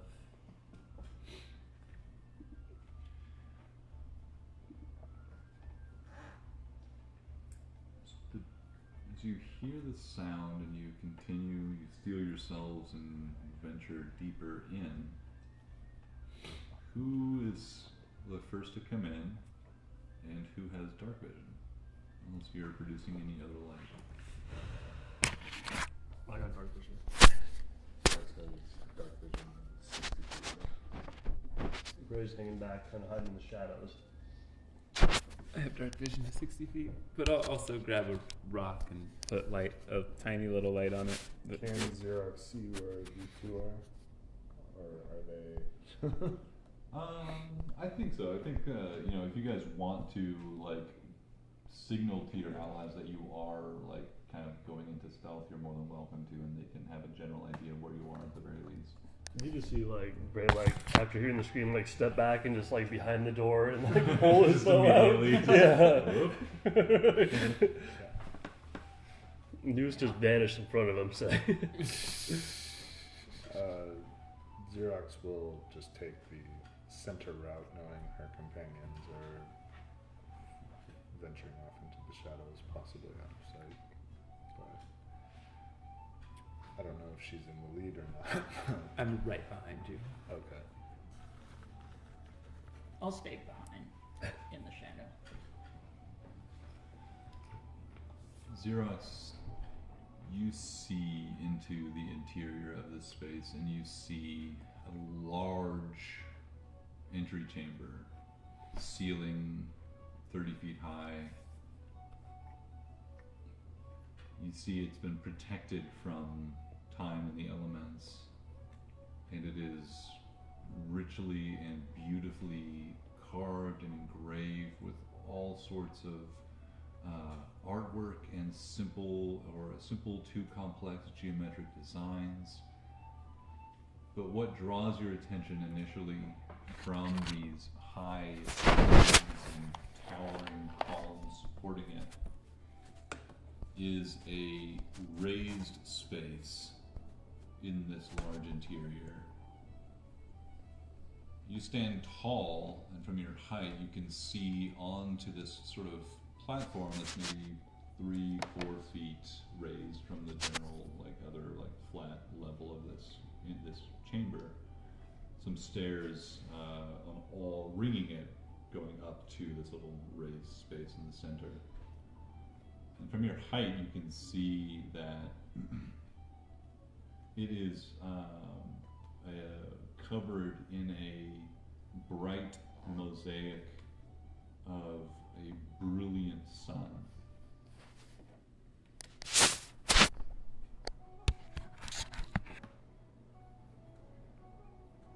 And even as you notice this, you realize that the color you're seeing here wouldn't normally be available to you if this chamber was entirely dark.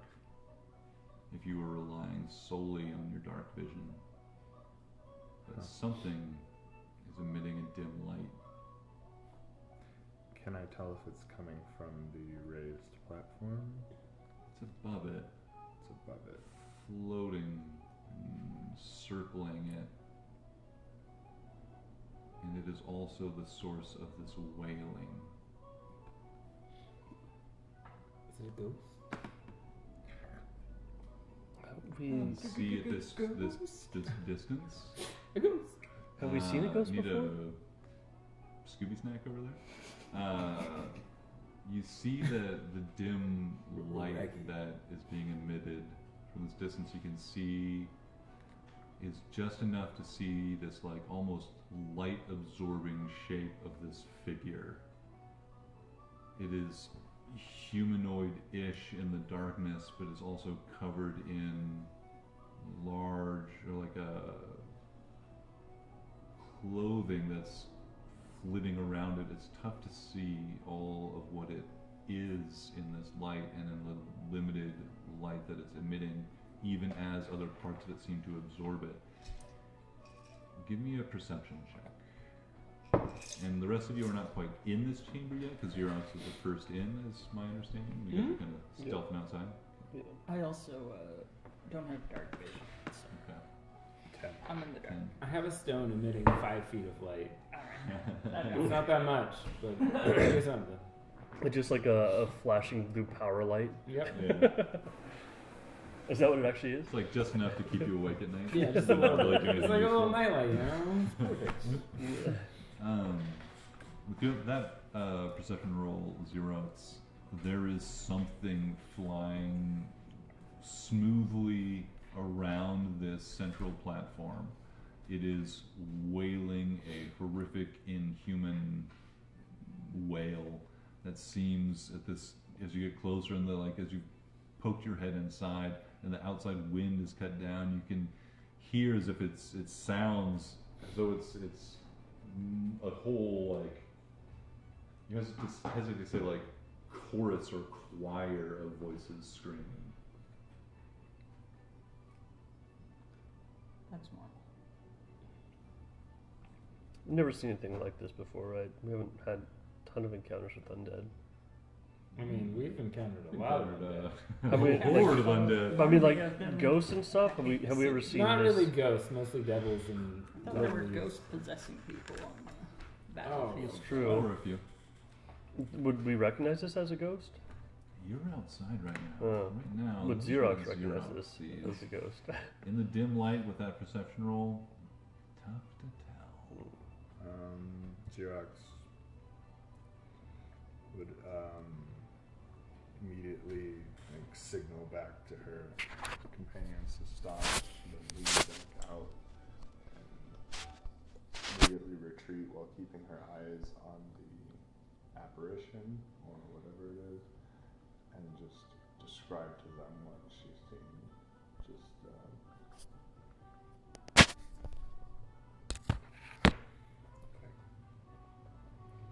it's hard to tell, but I've found the source of our screams. We sneak. Aye. Gray casts Pass Without Trace on the group. Is there, before we head in, is there any sign that this door has been opened recently? Aside from question. us opening it? Give me an investigation check.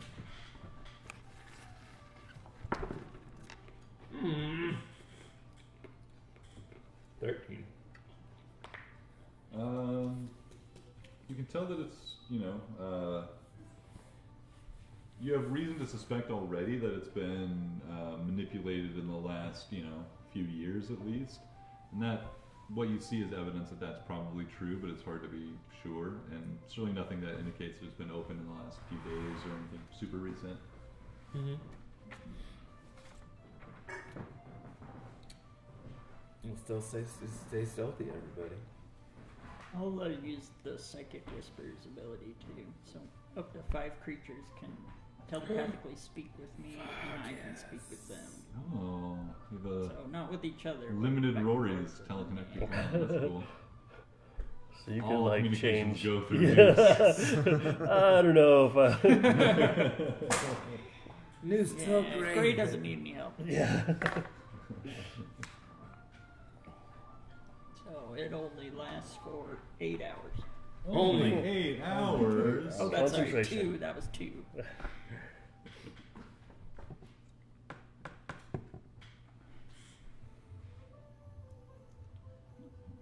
Anything else? Trying to remember what my guy does. Do I psychic veil yet? Probably should. What does that do? That's my invisibility. So am I able to see to the other side of the room or no? Not across the entire room. You can certainly see a little bit past. It's probably like 30 feet away from you, where this like central like raised like area begins, and it looks to be maybe like 20 feet across or so. Yeah, so you can see it, and pretty much all the way across it, but your dark vision begins to fail past it, so you can't see quite the ends of this room, aside from a few like bits of an idea that the chamber is probably ends equidistant to where it begins. It looks like a symmetrical like rectangular sort of shape generally, so like a little bit of the glimmering light, you can see it. There's like a wall back there, so you don't know it doesn't go on forever, but so it's maybe like 60, 70 feet across entirely, this whole chamber, maybe a little bit more.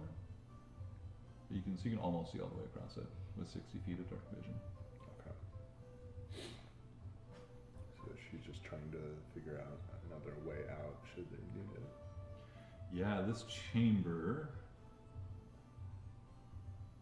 as you come down, does have multiple paths or tunnels leading out of it.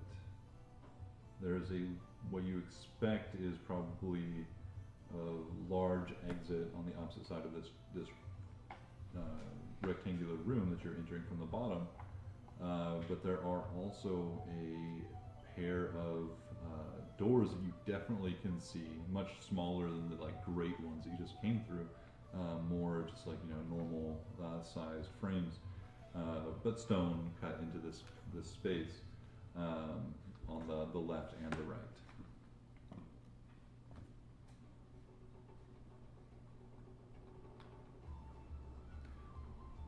Xerox will enter, making sure her companions see what she's doing, and then starts to take the path around the left side of the room, still keeping her eye on the shape above the stone relief. Mm-hmm. I'm gonna head in after. Yeah, let's get some soul checks. Remember, you have a +10 against a grade. Yeah! Oh, because I have disadvantage. Making Perfect. my total plus 25. Jesus Christ! Your minimum is 26 on Yeah. nat 1. Mine's 38. I got a 22. So I'm adding how much? 10. 10. 19. 15. Oh, sorry, 32. Okay. I forgot the Much plus. better. That sounds Much better. I was gonna say 22, 22. Yeah, so your that's minimum was I Yeah. did roll really low. 7. So, but not that low. Alright. 32, 38, 19, and 15. As a combined set, high rolls, there is a moment, Xerox, as you're kind of leading the way, or at least as starting this journey towards the left, and as the stealthier members, you are, I imagine, keeping yourself positioned between this strange flying darkness that's going around the center chamber and your friends, being the protector as you often are. And there is a moment while you are often the closest to whatever this thing is, that you get the sense that it sees you or notices you for a moment. And the screams, as you can hear this like chorus of screams as it flies around the center like raised space, coming within like 15 feet of you in the darkness. As it swings close to you, I'll let you all give me another perception check as you are much closer to it in this moment as it 24. 26. 11. 28, but I don't have dark vision, so. you got a 24 and 26. Mm. I think the both of you, Gray and Xerox, I do something about that dark vision. see this thing as it's coming around towards you all. And there's a moment, Xerox, where it's like looks as it's following this circular path, like it's heading directly towards you. And in the glimmering, like limited light that you can see that it's emitting, and as you look at it, you can begin to pick up where this light is coming from. But what you see is this thing looking directly at you for a moment, Xerox. And there is a moment of not recognition, but just understanding or like perception of you on that reads across its tortured face. Even as it continues around, even as that moment passes and it gives in to its torment, whatever it is experiencing in this moment, there was just a split second where they're like, you looked at it and it was like dark, black pits of eyes right on where you would expect eyes to be, but an otherwise like featureless face, almost like the Sphinx statues that have been withered or weathered by time so much that their features are indistinct. This thing has had it looks humanoid, and especially in terms of where its eyes would be, but all other features have been stripped or melted off of its face almost. And the limited light that you're seeing is coming from locks in iron looking or dark, like metallic bindings, as you see whatever creature this is that's flying in a slow circle around the central space has its arms and its hands, like it has its wrists bound on either side of its head in a set of stalks, like heavy wooden stalks that have just enough room to bite into the wrists, allow them to be trapped on both sides, and comes around the neck as well, this big wooden block that is bound and locked on either side of it into place.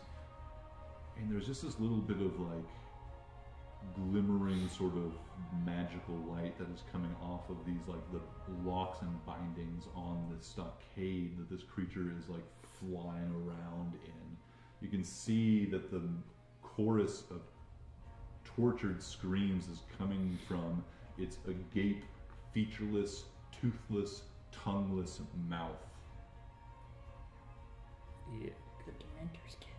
Hanging below the stockade, hanging below the neck and the bound wrists are thin, gaunt arms and a thin, wretched body that is dangling beneath it, covered in flowing, worn gown or robes or something, fluttering beneath it in darkness.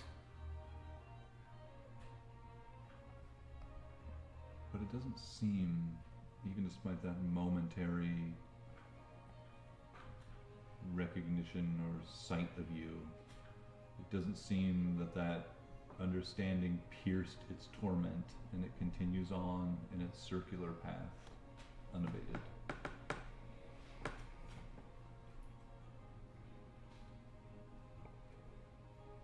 I psychically say to everybody, I bet you I could pick that lock.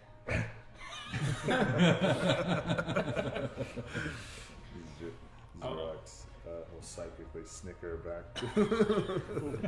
Well, if we end up talking with it, maybe we can use that as a point of negotiation. kill now? Let's look It at the bad? room first. Oh, we can't hear you. Damn it. Yeah. Yeah. But, so, I say that to you, asking news. Gray wants to kill it.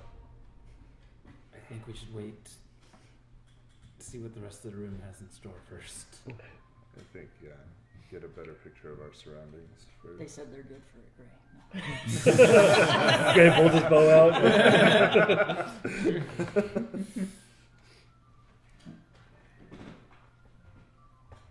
You guys are able to slip past this thing towards that left-hand side door of this chamber. Venturing inside, the door does open much easier than the exterior one, having been protected from those elements, despite after the initial difficulty as it's settled into its space, it does move smoothly and quietly. And there's only just a hint of perception of that flying creature as the door moves open and you guys dart inside, and it continues its circling path. Does this room look different as far as carvings and things than the other room did? Yeah, this room is a little bit different.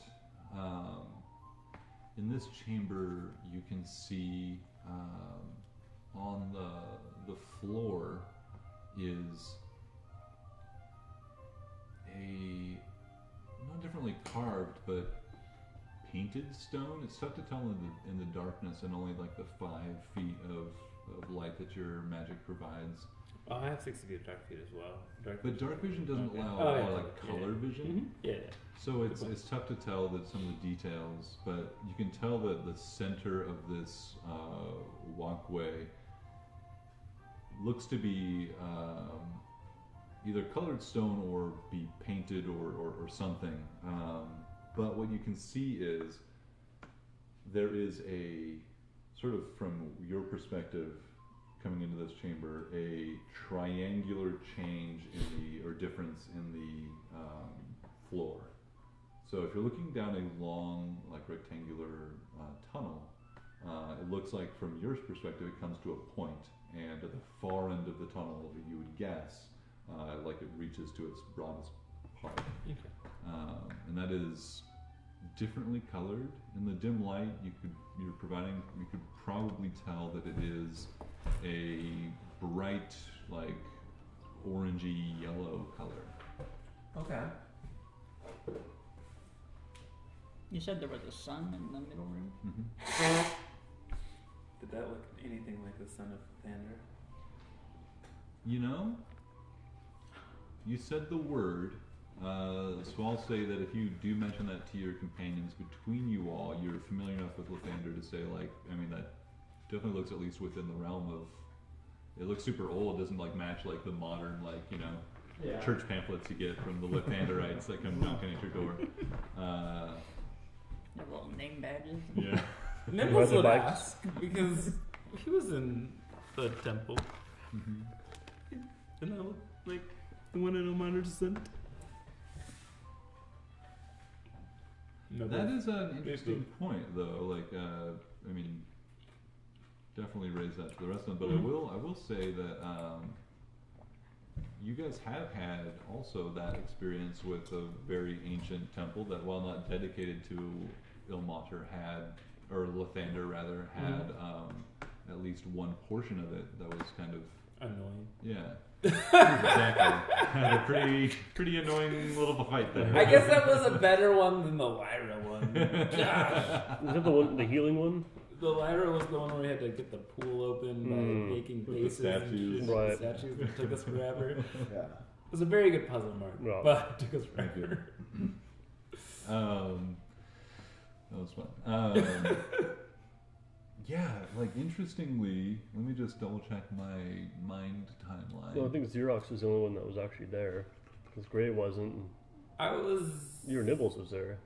Gray right? wasn't there? Yeah. You Um, We were there the second time. We had to do everything oh, again. that's right. That's right. Yeah. You're right. Was it Krob the first time? Yeah, Krob the Oh, first yeah, time. you guys Krob all went went the Holy first time. Magic Yeah. the first time because Krob was there. Mm-hmm. You bathed in the pools.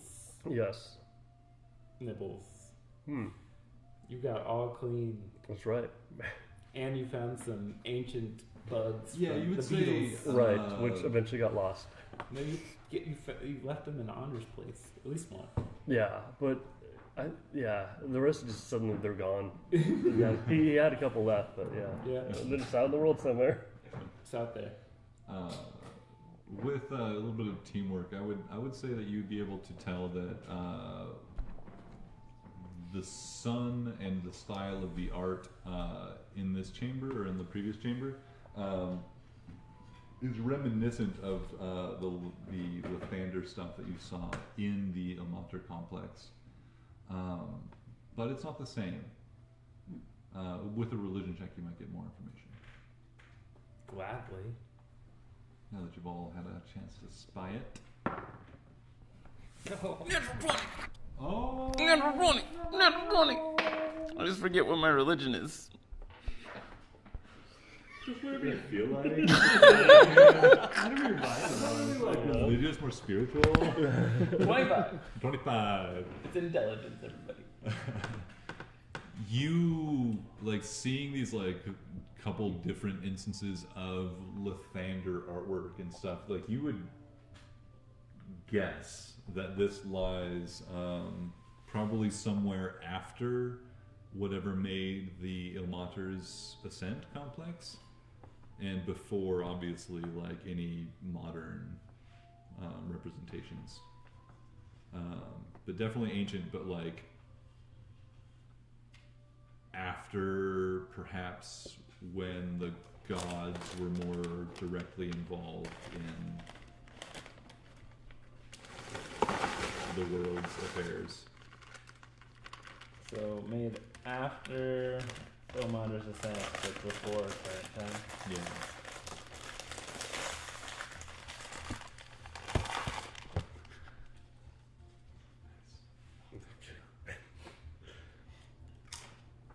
Inspiration.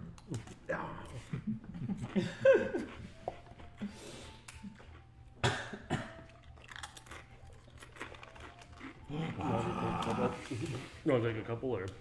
I do have a couple. Yeah, I'll take a few of these.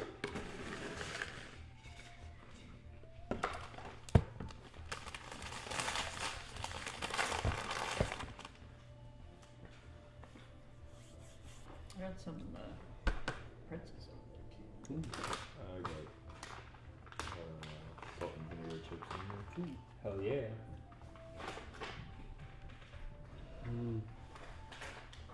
Continue. Doritos though, sorry guys. Yeah. Continue down the hall, I guess, or Yeah. I mean, what do we get from the nothing really noteworthy? Did you guys Oh, want me to try and see if Open it it. scout it out? Oh, genius idea. See if there's anything else floating around.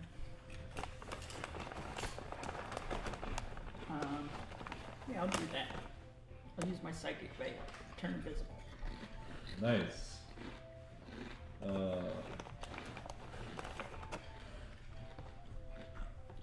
Turning invisible. You can definitely slink through this tunnel. Before you turn invisible, can I hand him my light stone? Wait, how does that work? You can't be invisible carrying a stone of light. Never I mind. don't think so. It was so weird. Mhm. You're invisible, but still emitting light. Mm-hmm. I'm just like the predator. Yeah. So, and we'll just go up and you said there were rooms off of the sides of this main room. Yeah, so there's a central chamber where that strange thing's floating around the center. Mm-hmm. You guys are off in the left tunnel, Okay. and that's where you see this tunnel is the main noteworthy thing is of its design is this like what looks to be, you would guess, like from the artwork in the back room, like a representation of a sunbeam or something. But it's coming from the end of the tunnel rather than the sun back in the center chamber. So you're at the like tip of the sunbeam rather than the base. Okay.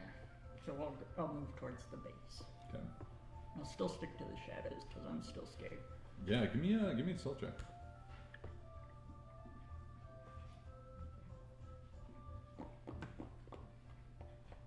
Well, I got a natural 1. Nice. Don't you have advantage? So that's for 'cause you're 26. invisible? No, you have a nat 1, so you get to reroll because you're a halfling. Oh, that's right. Oh yeah. Welcome to cheating at D&D. That's all. It's not cheating if they make it part of the rules. It's so cheating. So, plus 10 from move without trace and whatever invisibility gives me. It doesn't give you any bonuses, right? Not specifically. It's just it's Just really makes me- it's ultimately just like stealth is has some tricky things to kind of accommodate for as a DM. You just kind of have to go with it because like it definitely protects you from plain visible sight. But it's not gonna like if you're scuffing the floor, they're still gonna be like, hey, what the fuck is that noise? Sort of situation. So I'll still stick to the shadows. And I'll Okay. do that was a 34 for stuff. I think mechanically with stealth, like the most basic and like reliable mechanic is the fact that somebody trying to perceive you if you have stealth has disadvantage. Okay.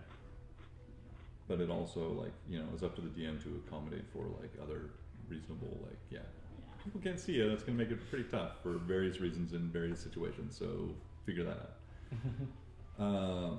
So you got like a crazy amount. 34. 34. That's pretty crazy. Yeah. You creep down the tunnel incredibly quietly. Any sound you might give off, you are confident, is overwhelmed by the echoing screams of that creature in the previous Oh, room. he's still screaming. Oh yeah, I never thought he stop. just screamed when we opened the door. Always screaming, never stopping. Okay. Yeah. Best neighbor ever. Does he have a machine gun? Gotta find that guy. The tunnel does not end in a doorway, but merely just opens up into an expanded space. Another chamber, you could say maybe like teardrop in its shape, coming from the end of this tunnel. You can see here that there is a large pool of something ahead of you that terminates at the wall. It's like a little half circle pool at the far end of this chamber that you're coming into. Like built in or? Built in, yeah. It's like it sticks up maybe a foot and a half from the ground, and there is a dark fluid in it. Behind that and against the wall, you can see another, not emitting any light. You can't really tell the color of this, but you would guess from what you've seen before, another brilliant representation of the sun. This one peeking out from the ground. You can see like the hemisphere, the half circle of this raised space with dark fluid inside it. Okay. And behind that, you can see like a half sphere of a sun rising in the morning. Okay. Coming so up like from the out of the ground. water, or the whatever the fluid is. Yep, exactly. Yeah. And give me a perception check. They can't stealth when I'm stealthing. That's the rule. Only one stealthing allowed. I got 28. 28. You see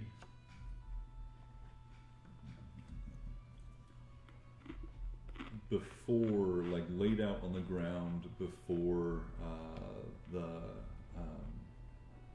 raised pool, you can see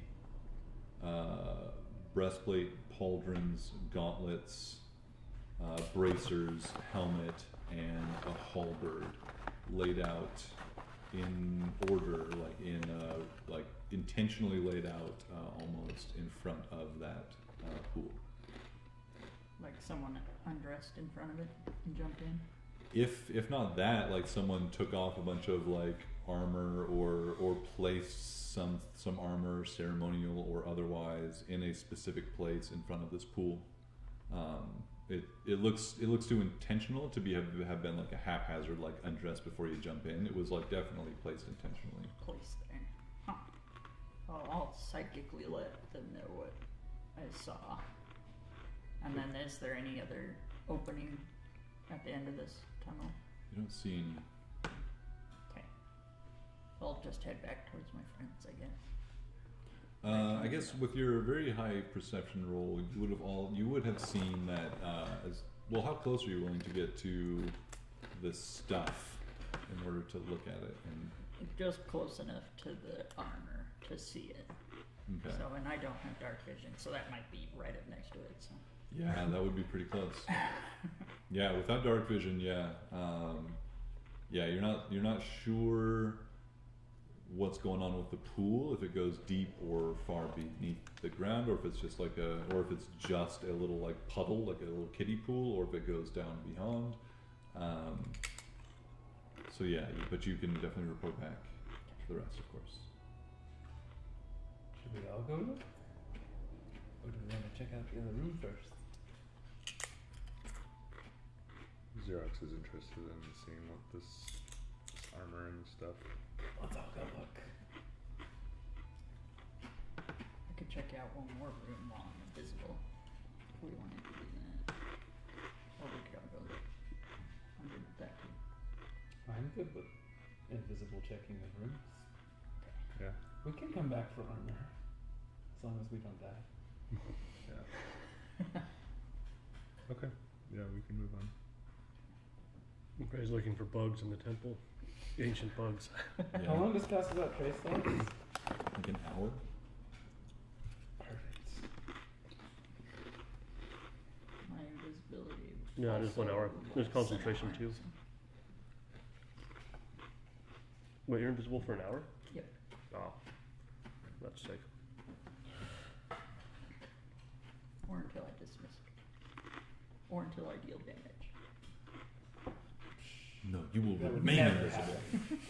It also says with Pass Without Trace that you leave no tracks behind, Mm-hmm. or the traces of its passage. Yeah. It's a good spell. Yeah. Especially for fruit. Yeah. So many plate mail wearers Yeah. over the years of D&D. So we can't help it. Yeah. Clank. Calamity. Mm-hmm. Do you wear armor on your metallic skin? It is incorporated into my Okay. metallic suit. And it's not That'd be plate, it's super clunky. what am I wearing? I forget. What is your AC? Gray leather. 17. It's like crocheted pads in between the metals, so it doesn't like make any sound. Chainmail, maybe? No, something enough that it doesn't. Breastplate. That's a classic. Middle armor that doesn't. Yeah, Cause you it's like disadvantage. the medium armor. Yeah. I didn't see Scale mail. that's a shitty one. That's what I took. I think it's what I'm efficient. I'm not proficient with like heavy armor. Mhm. Yeah, yeah. Not cool enough for that. So Is that just determined by your class, or I mean your race? My AC. Yeah. There's many different iterations of Warforged. Some it has that it's built into class. Some says that you just put whatever armor you're wearing as like it's on you and can't be removed. part of To come up with that instead of giving each different type of Warforged a different AC based off of randomness. Mm-hmm. whatever metal they're made out of. Yeah, I think I built mine off of Eberron. The poor aluminum warforged. Okay. What did you So the poor aluminum warforged say? So dented and broken. made out of recycled can. But I can always change. I am nothing if not adaptive. No, like yeah, I was just curious. Yeah. Yeah, just curious because, like, you know, I haven't looked closely at your AC or what that means for your character progression, and like, you know, like the I think you made that character before it was even like official content, maybe, or was that? Or you were planning a long it? time. I Yeah, was planning it a long time ago. Yeah. So no, I don't have any issues or questions. I was just curious. Yeah. So yeah, what is it? Go ahead and stealth head into another room. Okay. On the opposite side of the chamber, I will need another stealth check to cross it without So, garnering angry, the attention of this Screaming McGee in the lying, middle. screaming creature. I mean, you know harm, Screaming McGee. So that's a 40. I assume we're all going, right? I mean, you guys could all wait for the report back. I think we're waiting. Yeah, I could We're psych waiting. it. Because you can wait tell on us. that Yeah. tunnel for the Alright. report back. But with the 40, yeah, no issues at all. Okay. The like Xerox, like even as you're like watching the form, or you can't see, like you can't see because it's invisible. You're like, you know, seeing there's like faint distortions in the sight, like trying to watch as news just like ventures out, but quickly lose them. And if anything, this creature in the center is still like every time it circles around, there's a moment where it like locks eyes with you, and then it continues around, locks eyes with you for a moment. Just But it Xerox? never seems to like break through its consciousness past its like torment into something deeper, and it continues not really recognizing your presence. That's So always it's been like there, right? Just screaming, and then it sees I know it's you. like,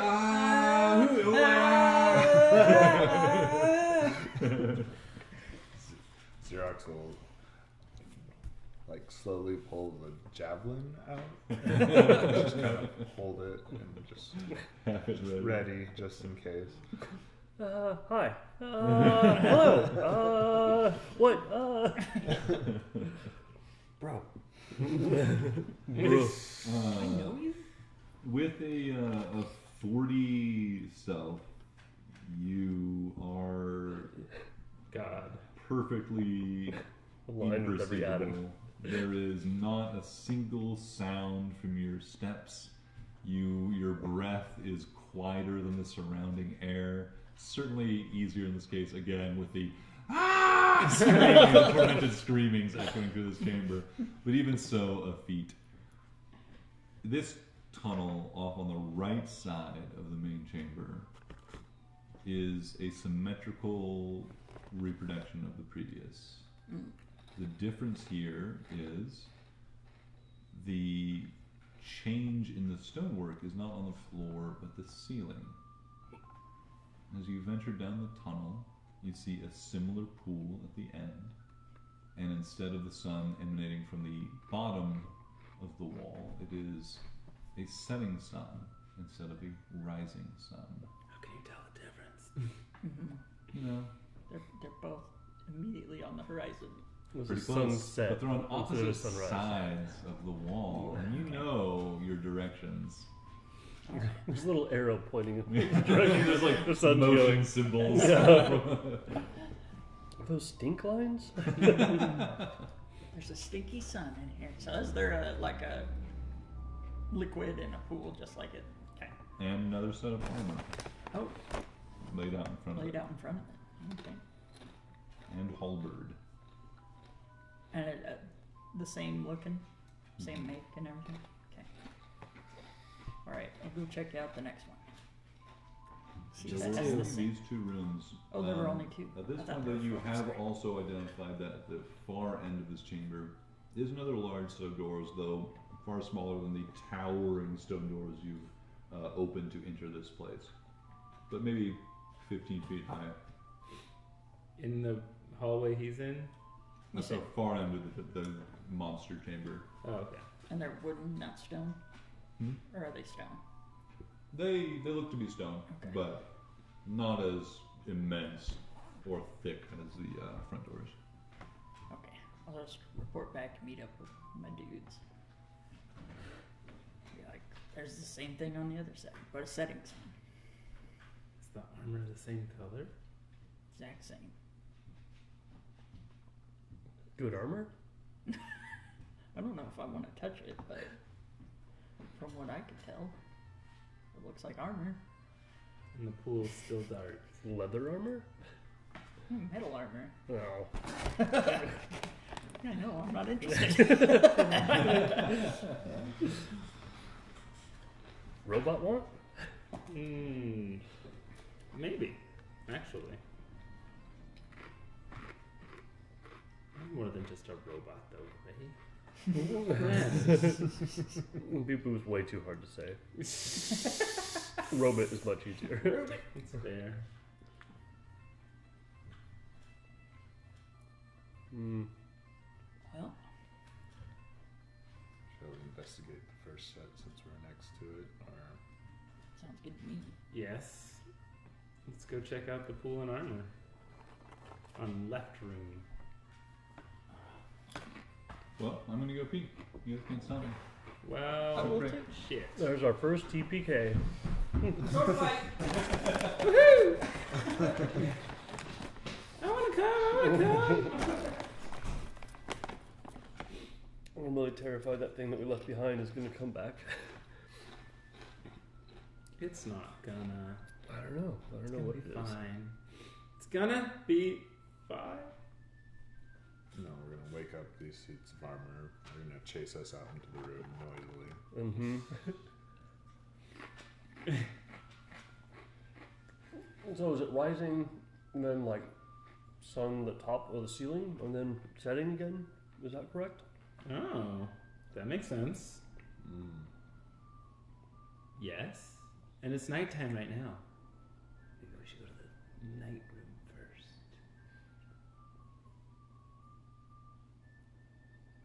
But there's only 3 rooms, right? Yeah. Setting, full day, and then. Genius.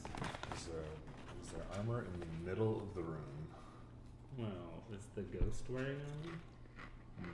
Yeah, that's kind of weird, right? There's no armor in the first room. Maybe it's up on the platform. No, I could see on it. Yeah, Oh. there's only like 4 feet up. I think we should be able to. Well, That was tall. 2 of us could probably see up there. Shorties.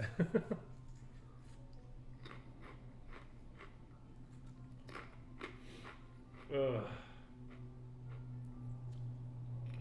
I like this game a lot. Mm-hmm. Same. Let's say nice things about Mark so we can listen to him later. Great.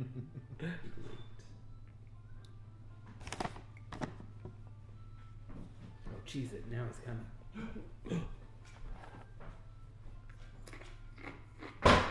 There was no armor in the first room, Mark. No armor in the chamber with the screaming thing. Armor only in the side chambers. But yes, in both side chambers. If you guys want to clear some space, we can get Not one of really. these to at least No, just 2. knock this out a bit. Get these chips away from me. You can use this one for the large one for general mapping. You can move this one down. for battle mapping. There's a room to throw some. Yes. Clear that shit out of you. I just saw bacon jerky. Courtesy of Ryan. What? I know. About it, like.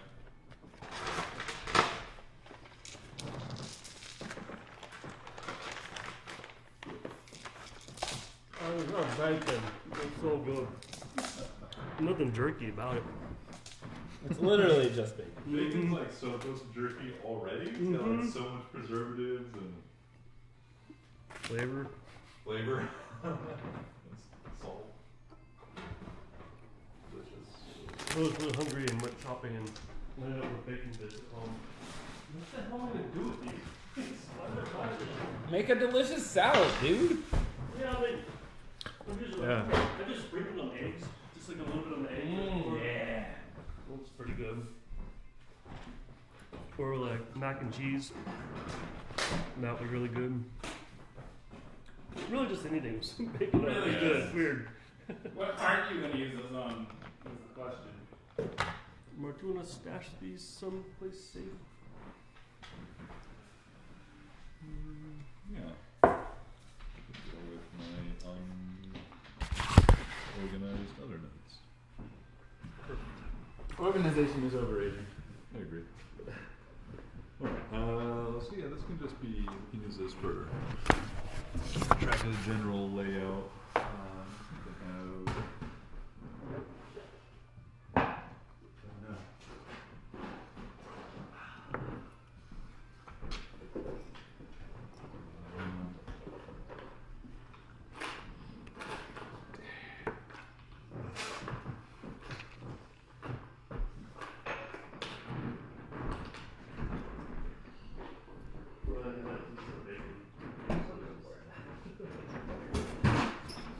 Gotta get me a beet boot mini.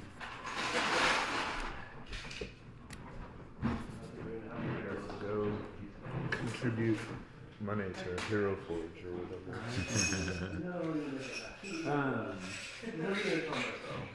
Do you have to work tomorrow? Every time I open it up, I forgot.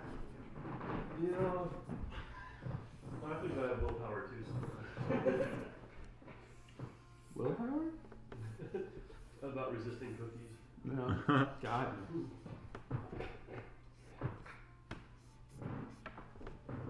In the evening, all bets are off. The Adderall starts to wear off. The stomach is like, yes, eat everything.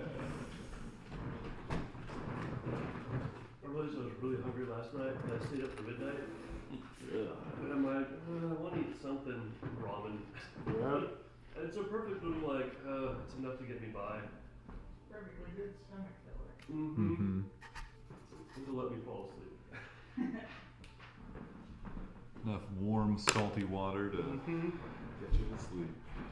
Well, lately I got miso paste, so I'm just making like miso all the time. And I also, it in your ramen and stuff? no, I mean I can do that too, but just making miso and I get like this little seaweed little chip things, little rectangles. I'll throw 2 of those bad boys in there, and just like boil up a mug full of water, and just like a spoonful of miso paste. It's like, dude, it's just so good. That sounds so delightful.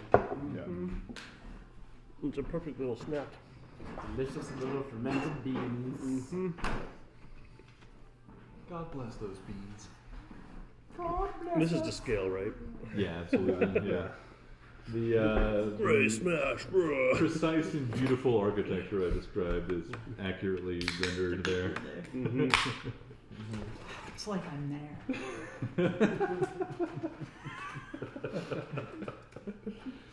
How dare you, Ryan? And where are we about in this? Yeah, so you guys are on the left side one from the arrow. So arrow is where you enter. So you guys are in like grouped in that chamber. Gotcha. Right now. Okay. Yeah, you. Noose has explored this one and then come back and reported with a 40 stealth. You just started hearing them speak without any idea that they were back. I just started speaking into their brain. Oh yeah, that's right. Run away! The ghost got up! There's Noose doing as much as he has done for the past few months. Just been invisible and talking to your mind psychically. The question remains: is Noose really even here? He was dead the whole time. So what are you gonna do? Noose Willis. Let's go check out that armor. All right. I'm not gonna touch And this is the sunset side? This is the sunrise side. Sunrise, Okay. sunset is Do you closer want to to check you. out the sunset side? I mean, Sunrise, sunset. we risk having to like sneak around to Yeah, the side. let's stay here. That 20% chance of a natural 1 scares me. Yeah.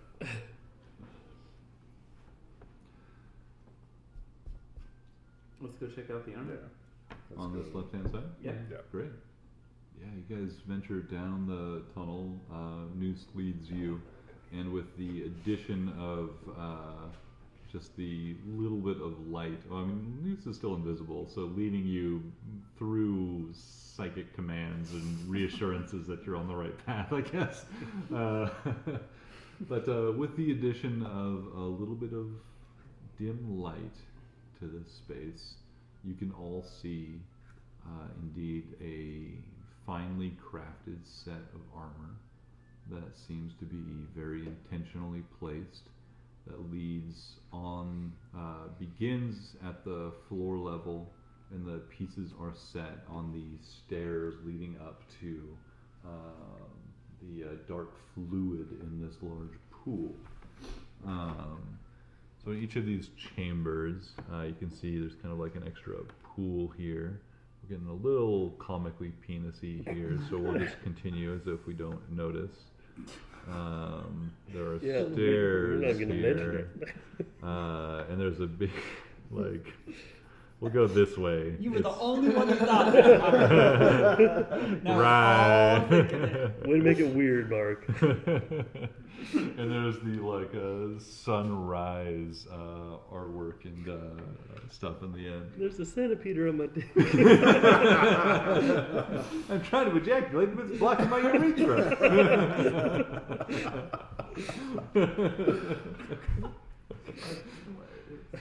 Clear the way is the quest for this one shot. Is clearing the way for the ejaculate to flow. Yeah, boy. will come again. But yeah, you see the armor kind of like just kind of laid out as if it's like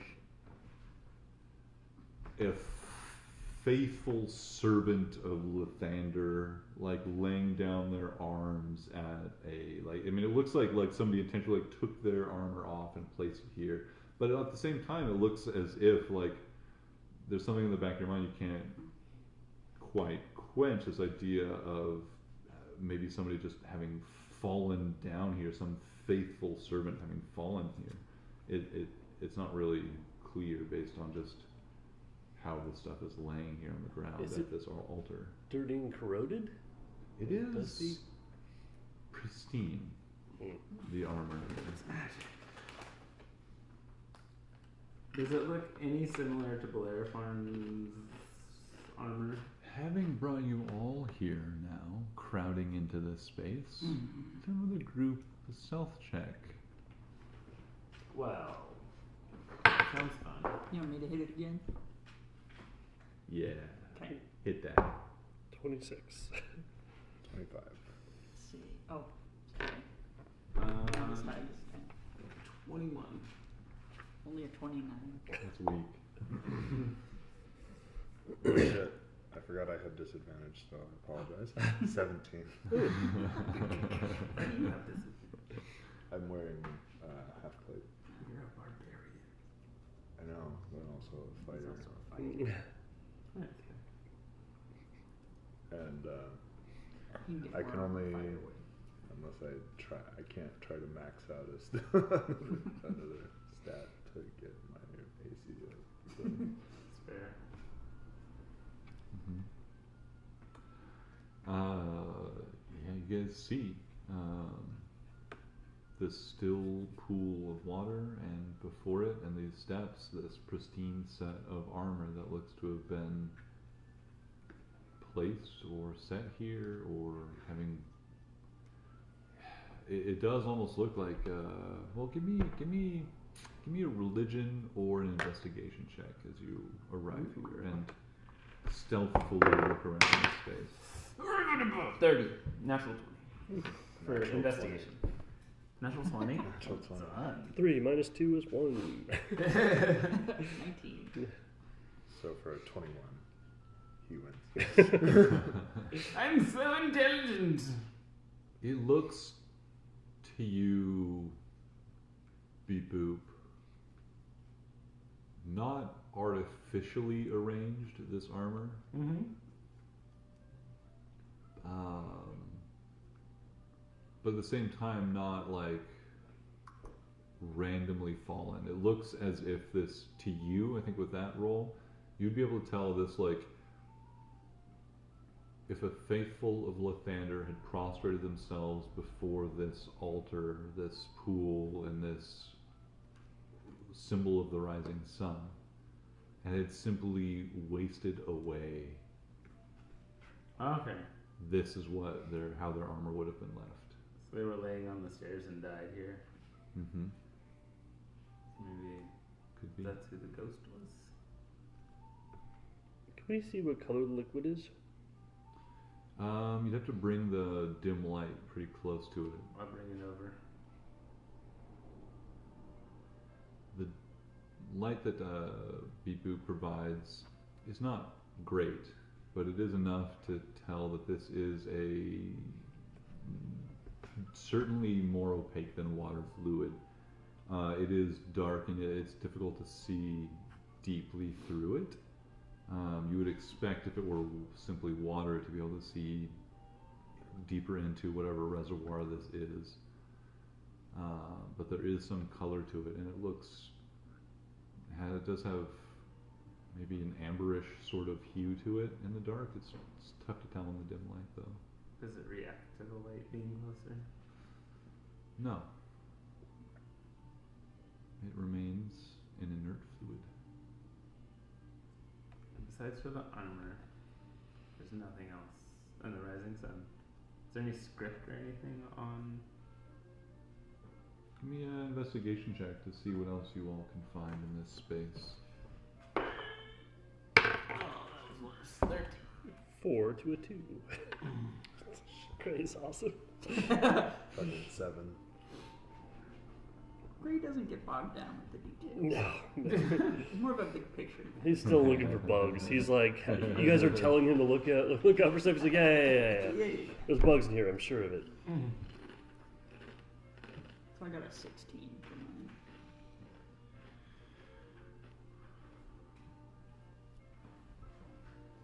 Gray. There are no bugs here. What the fuck? There's Like bugs everywhere. none. Like in most dark and even evil catacombs and stuff you've been to, there's been some bugs. Yeah. Even the ones that were funny colored and seemed like maybe like big words would be like, oh, like those are from a different plane, they're bad here. Don't touch it. And Don't you eat were that like, one. whatever. Don't put that in your mouth. Here, just no bugs. Huh. He's not convinced. He's Keep looking. The search continues. Yeah, he's digging in the sand. at this point. Meanwhile, Noose, you find that partially covered by the armor itself is some engraving in the stairs leading up to this pool. Oh. What languages do you speak? Common, halfling, and thieves' camp. It's not in Thieves' Camp. I'll point Not a it out. language you recognize. Pointed out to some of my smarter members of the group. More learned, maybe. Hey, Greg! Yeah. Bug? Greg, I found some writing over here. I need you to translate. Paper?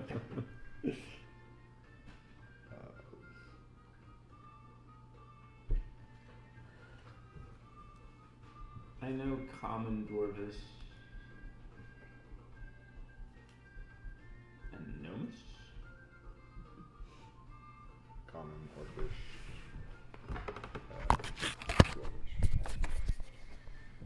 You guys do not recognize this. Wizard sure would be nice about that. There's big words in Yeah, here. or Quilla with tongues, I think. Yeah, Quilla can read literally anything. For contracts. And Orcish. Yeah, not a. I would say that you would recognize that this is a language that Nazira and Quilla potentially have been able to translate for you before, even without magic. At least one of them. It's Elvish. Among other options, but it they do know some languages between them. But it's not something you guys can read. But there is, you can see an engraving on each of the 3 steps that lead up to the pool. Is the armor spread out between the steps, or is it all on one? You know, it's spread out, and like I mentioned to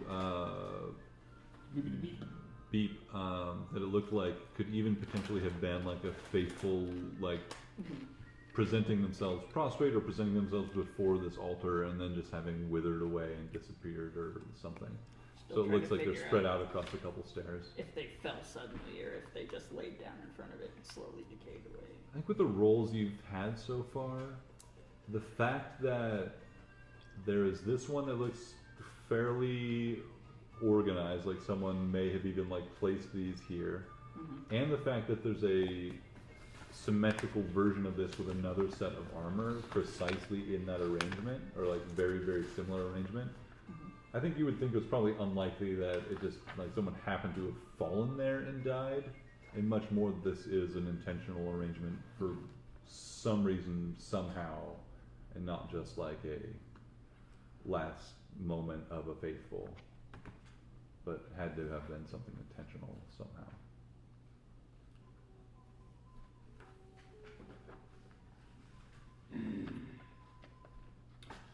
So,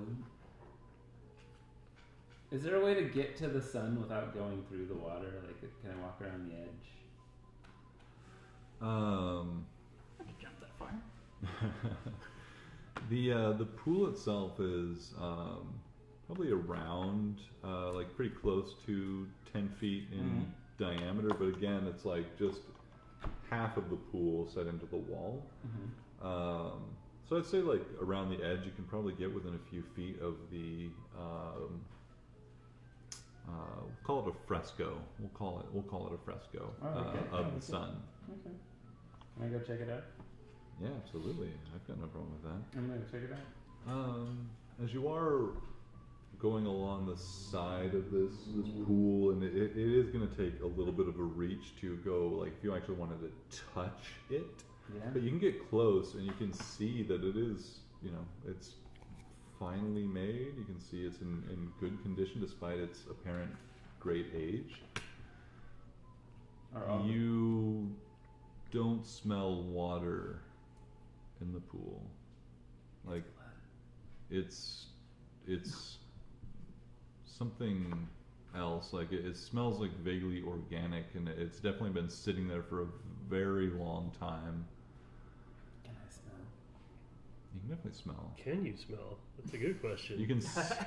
I'm a robot. I think you can smell, but it's a different experience for you. Alright, fair. Can I like detect the scent receptors in the air. Yeah, you're like, it's Scent 30%. Blah blah blah blah blah. You can, I mean, really, with the perception, I'll give you another one here real quick. Give me a perception check there, Beep. 9. You're not sure. My bird got a 23, if that is any consolation. Your bird is like, there's this moment where, is your bird a knitted creature? There's this moment where your bird like connects with its primal nature. Like it is quilted like a knitted version of a bird, but there's this moment like it is still a bird in its heart. It believes itself and imagines itself to be a true bird. What an unimaginable hell that is. And it also remembers in that moment having been exposed to, city life and around people, the smell of birds frying in oil. Oh, chicken. This is some kind of oil in this pool. Okay. Not water. It's oil. Gotta get that oil. Should we light it? I mean, I think that Lathander would like that. Makes sense. Sun, fire. Is it gonna suck the life out of this? Out of the Armor McGee here? I set a torch and light it on fire. Alright, here we go. Here we go. Roll for initiative. So you light a torch Yeah. and you try and toss it in the pool. Yeah. Roll for initiative. Really? 7. That was a joke. Oh, +5. Oily, 7. fiery elemental. You have a +5 and you get a 7. Yeah, man. Sad, bro. I think the last couple of times I've rolled initiative has been real bad. Yeah. Same. Yeah. 12. I mean, it's not terrible for Gray necessarily, but no one wants to go last. All right. You got 12 Xerox? 12 for Xerox. Beep boop. 11? Ooh, 11 for me as well. 11 for beep.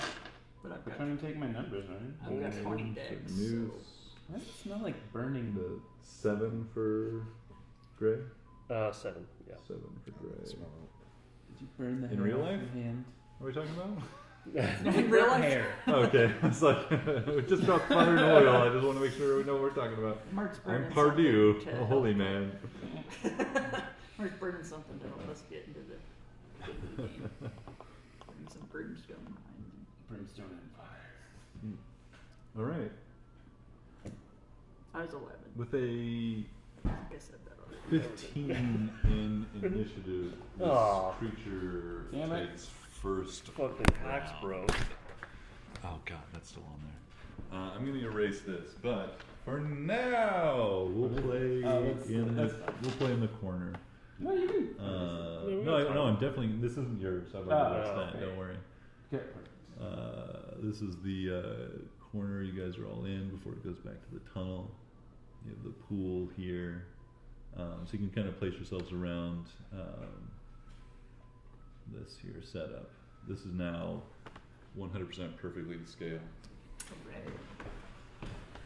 Alright. You got a noose finger for me? Oh, do I ever?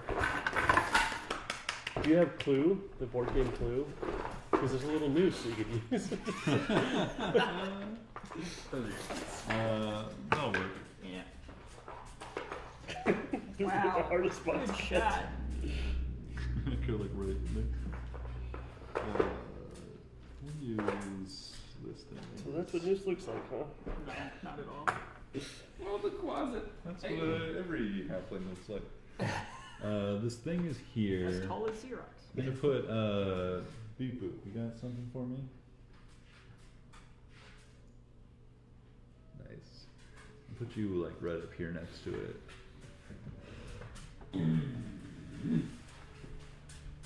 I want to push that bowl back a little bit before you sit down. The blue one, I can imagine that. This one? Maybe. Can't be too safe. Yeah, you monster. Now that she's out roaming.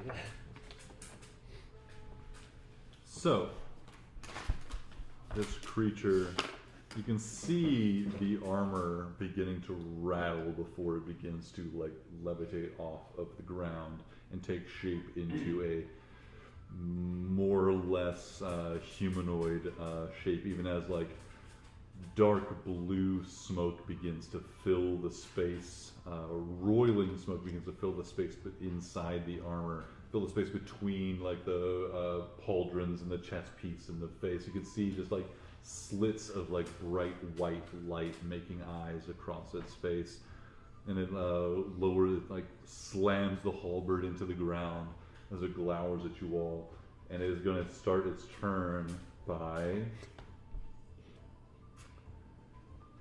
casting Pesha. Thunderwave. Just sniffing. Wall of Force. No! Right between Rook here. Splitting the party here. I never split the party. As it then turns to look at you, beep boop. Fuck. It speaks to you in a language you cannot understand, but you feel chastised. You feel as if you have been corrected by a knowledgeable superior in rank. Like you have been instructed by a particularly harsh headmistress or teacher. All of these like moments, these like sensations flash through you, and at the same time pulls back the halberd ready to strike you. He's rock hard right now. That does consume its action, and it will end its turn there. Next up, we have Xerox. It's just a wall of force, and in my experience with wall of force, I can't just bash it. You have had some up and close experience with Wall of Force recently, and it has trapped the Arbinger of Rot, and now it has been turned against you. Zero would be so proud. She's here in spirit. I can feel it. Xerox, let me swing her hammer at the floor, see if she can Get underneath get it. underneath.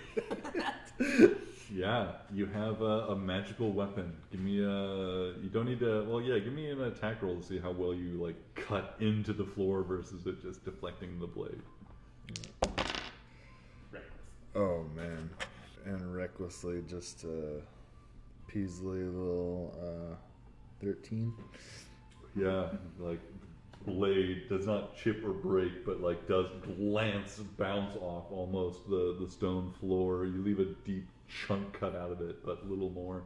This would take hours at this rate. Okay. Well, she'll try again. Harder. Even harder this time. Even harder this time. So for a 25.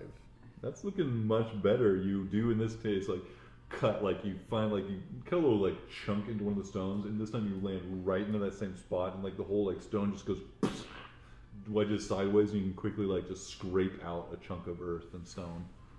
So it's not being filled by the wall of force. No, yeah, you find that, like, the spell has been cast, and it filled that space, and now, like, manipulation of the space around it may not automatically be filled by the spell itself. Do we see this wall of force? It is a, like, sort of, like, shimmering sort of, like, space. Like, you can see, like, something's there, and I would say, like what your teammates said, like, Nazir has provided you enough experience with Wall of Force to see, like, hey, this is going to be a big old fucking magic wall. I can't walk through. Does it go to the ceiling? It seems to fill the space. Yeah. Okay. Xerox will yell, "Get over to me!" Coming, baby. And that'll end my turn. All right. After Xerox, we have news. Play a handbook. So he's made an opening underneath the wall. He has made the beginnings of an opening. Yeah. Can I fit a dagger underneath it? Not all the way. Okay. Yeah, it's not all the way through yet. Like, so, like, imagine, like, the wall being, like, maybe, like, a couple inches. Because I Like, can do he's that. cut into right here, but it's, like, certainly not a whole, like, hole all the way underneath. Because I can do that. Throw a dagger and then. Ooh, yeah, very good idea. It'll take a little bit more work. You can definitely add to Yeah, I guess I could. Xerox's help. efforts here. Yeah, we'll do that. I'll use this. Don't bash my fingies. So I will manifest psychic daggers and slice at the ground. Yeah. What you with one hand, you, like, jam the dagger in, like, cut at the ground, just feel where the weakness is. And the second one, you just, like, hurl a dagger into a spot where you want Xerox to strike. And I'll let you give Xerox advantage on the next attack. Cool. Well, you already have advantage if you do reckless, right? If I do reckless. Okay, so yeah, why don't you take yours with advantage then? I'll just to spread the advantage around. Yeah, make an attack with advantage and roll the damage. No sneak attack against the ground below. It's not going to see it coming. Am I not? He's invisible. It is in melee combat with Xerox. The ground is being threatened by another enemy. Its defenses are split. Doth the ground not feel pain? 27 to hit. Yeah, absolutely. Get some damage on that. 4. Come on.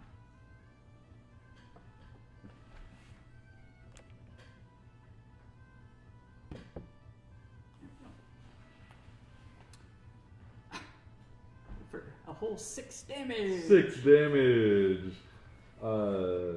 Yeah. Whoa.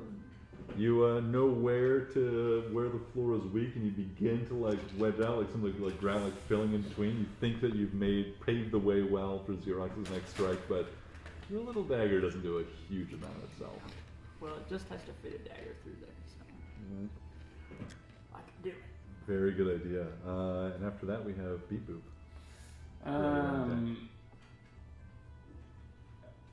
I will ask this armor.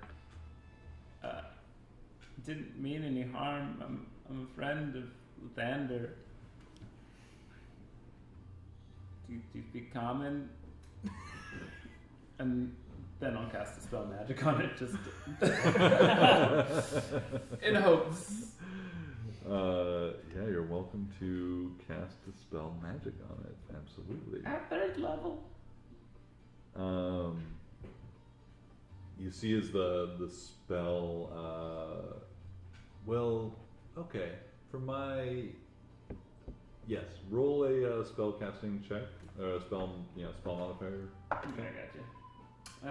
That would be, what is my, with my, not like a spell attack roll. No, it'd be spell attacks. Roll Okay. proficiency spell modifier. 23. 23. With that, like, the dispel magic just waves across this entity. You can see even now, like, the blue swirling smoke that's filling its body and, like, filling the hand beneath the gauntlet that's holding this halberd is, like, blown back for a moment as if it's, like, hit by a heavy wind, but then resettles into its position. Give me a charisma check.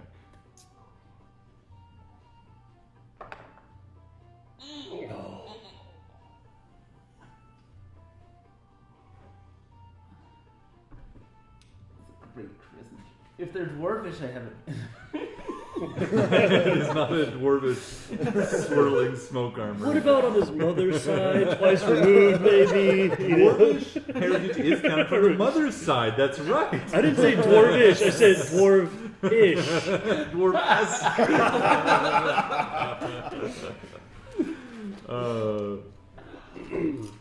Maybe he grew a really thick beard in life. The dispel magic, a stiff breeze blowing against this creature. There's a moment where it looks at you with as you voice your pleas for mercy for your lack of understanding or knowledge. It looks at you coldly for a moment and then swings down again to attack, or it swings down for the first time to attack you. It's not his turn. It's not, but he's swinging. No! Gray, you see the swing begin. Gray is... Everybody's things are happening at the same time. It doesn't feel like it. Gray reaches into his bug bag and shoves a scorpion underneath it while casting giant insect, filling that little space with a giant scorpion. Are you trying to get it like beneath the shield? Yeah. It hasn't been broken through yet. Yeah. Xerox has made the first swipe or like cut, making a big divot, and Noose has like cut that in a little bit more, but it's not all the way like broken out to the other side yet. Gray's a big idiot. He's gonna fire his bow at it. On the other hand, Gray's also a big idiot, and if he turned a small scorpion into a giant scorpion in an enclosed space, it might break through to the other side.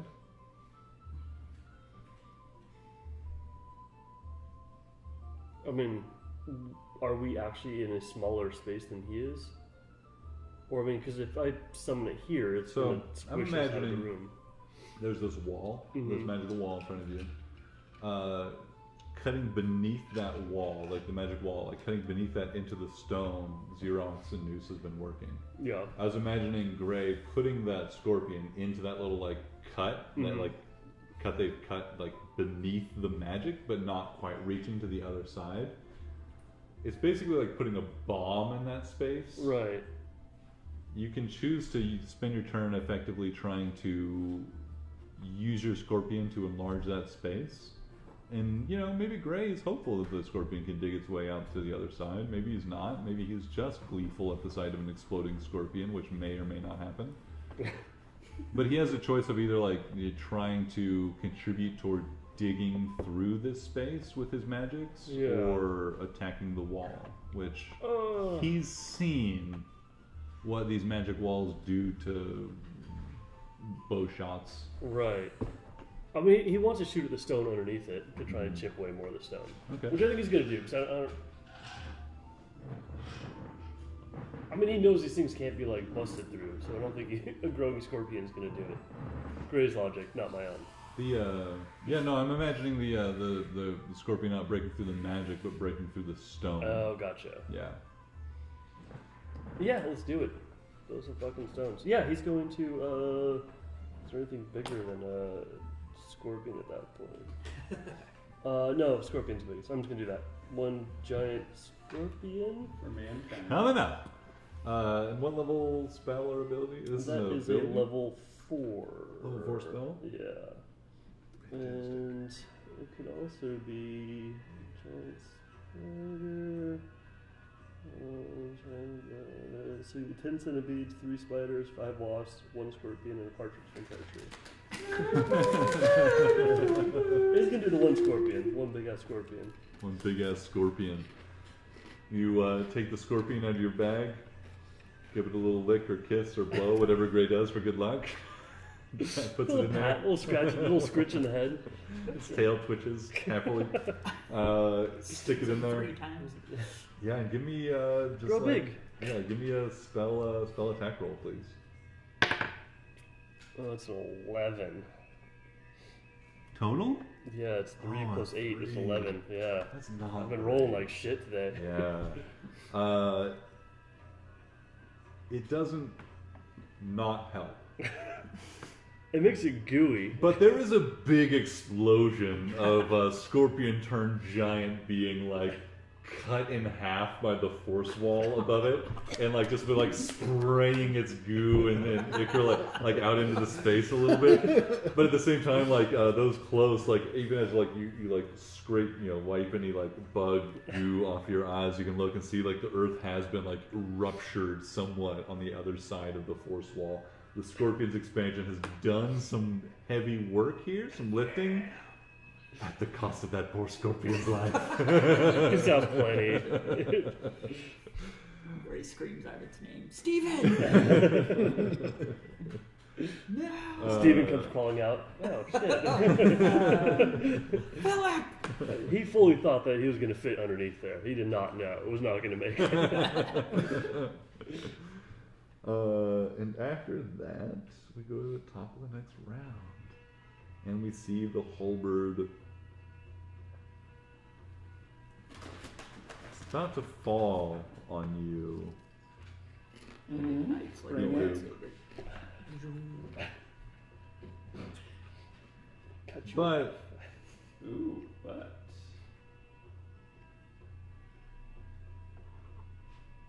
it brings the halberd down with one movement, but stomps it horizontally, as if giving command to its followers, as if a captain ordering its troops forward in battle. And ethereal figures spring into this space. A battalion of ghostly soldiers coming to this thing's aid. It fills in the space in the interior of the wall. They occupy the space. It is considered difficult terrain, except for them, and they do some other little tasty treats for our friends here. That is going to end its turn as these things begin swirling around this space. You're all welcome to give me another religion check as we move on to Xerox's turn. God. Pray to whatever 5. gods we believe in, we survive. 12. I rolled another natural one. We're rolling so bad. It's these spirits are filling this space with dark intent, or certainly at least malevolent intent against you. You're unsure of what binds them here or who they may serve. Xerox, you're up. Xerox will throw her shield behind her back and will bring the almost golf swinging her hammer down with both hands. Recklessly. Natural 20. That's what I'm talking Nice. about. Absolutely hits.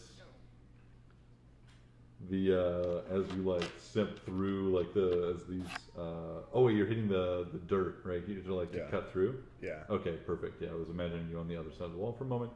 That clarifies things. Absolutely, that slams through it. Your blade, you see it. You plan this. Like you can't swing down and up in the same swing very readily, but you got a fucking magic weapon, and it's not. You don't have to worry about it getting dented or damaged or anything. And you see your chance, and you swing it heavily, hard and fast, and it glances off a stone in the bottom, bouncing up and hitting the other side. You almost lose grip of it for a moment. It almost swings out of your hand after the shift in momentum.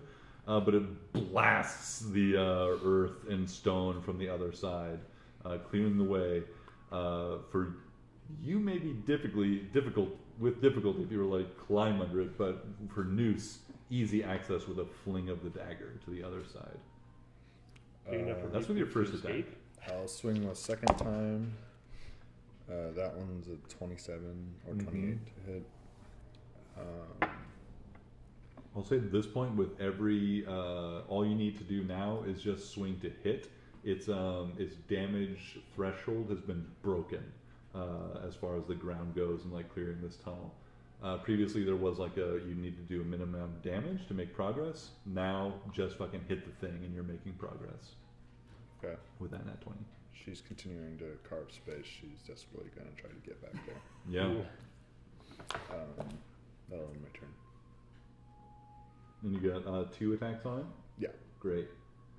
Fantastic. After Xerox Noose. Alright. Bonus action, fling my dagger. Dagger flung. Let's see. I roll a d10.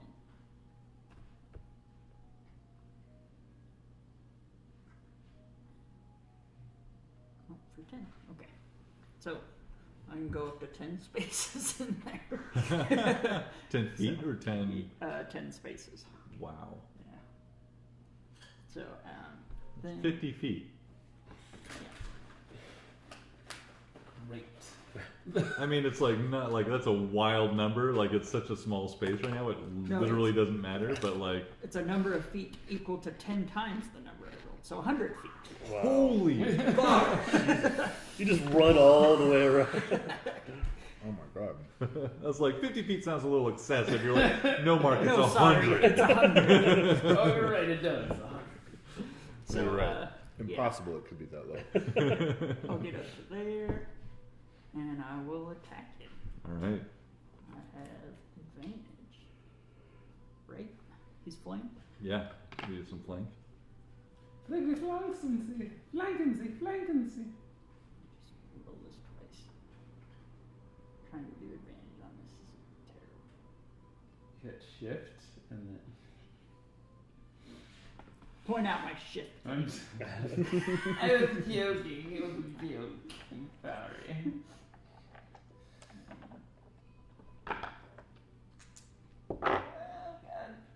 Noose, you did take 9 points of damage as you entered this creature's expanded space as it summoned. Spectral forms have joined it. But you did how much?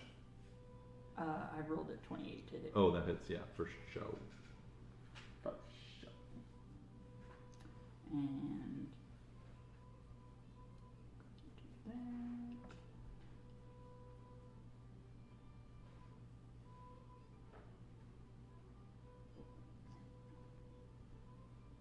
Where's my sneak attack? So 5d6 or 20d6. It's like 8d6 now. Yeah. There we are. Just throw in a couple extra. What difference does it make? Yeah. Actually, it's 100d6. Wow. Wow. It's 10 times the d6. So, total of 31 psychic damage. 31 psychic damage. Even as the psychic daggers go into this thing's ghostly form, it still seems to strike as if it was striking flesh and does a huge amount of damage to this creature. I attacked its gooeyest part. Anything else from Noose? That'll be it for me. Beep. What are the forms of these spectral beings? Like, are they the same as the armor? Are they humanoid? Are They're they angels? these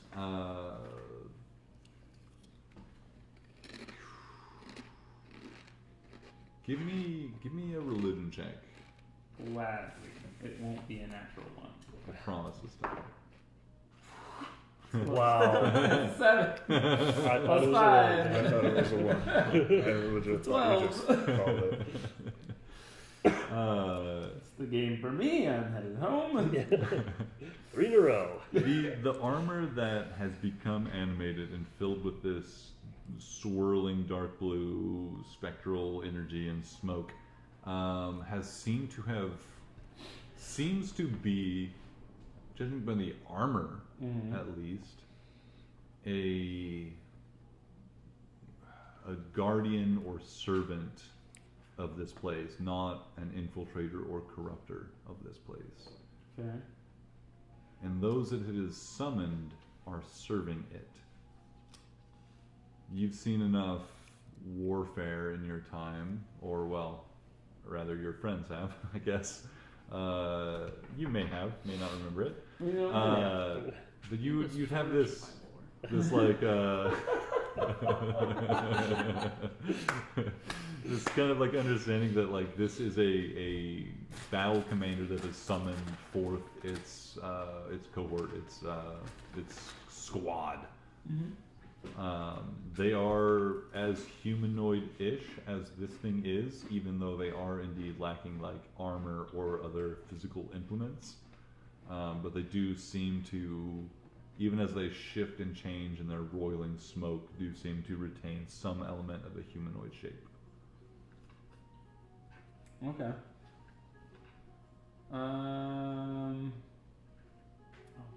Oh, but there's a wall force. Can I run slightly this way? Into the pool of oil. It's burning, isn't it? It is now burning indeed. I Well, just- actually, that is one thing I forgot to mention. As you, good girl, Kidu. All right. Even as you like threw the torch into the oil, as this armored spectral entity came to life,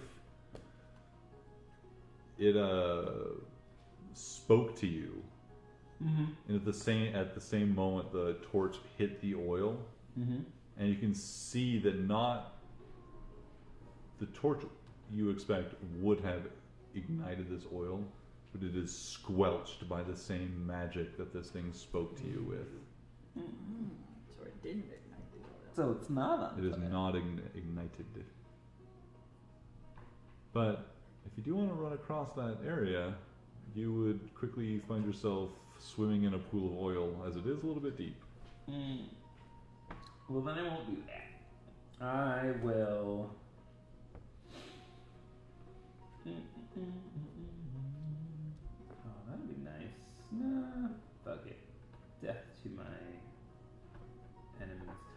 I'll grab out my little ball of yarn, my spell storing object, and give it a little tap and make myself like something really small, like one finger to a glove real quick, and cast Scorching Ray out of it. Ooh, at this entity? At this entity. Fantastic. Nah, well, 2 of them are going to go towards the entity, and 1 of them is going to go towards the black inky oil. Okay. That's a d20. These 2 are going towards it. Oh my god! Oh, is that a 1 and a 7? It's a 7. And 1's going towards the oil, so that's 16, 10, 15 towards the oil. both miss. Like one slams against the armor and leaves a scorch mark. The other just misses entirely as it ducks out of the way. And again, you send one careening towards the pool of oil. And it reaches out and with a word extinguishes the flame with its reaction. Why don't you want these lit? It speaks to you again in a very disapproving tone in a language you do not understand. Give me an insight check.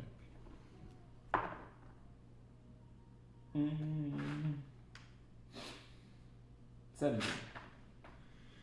He's mad. It's not that you're trying to light it, but that you're doing it the wrong fucking way and you should know better.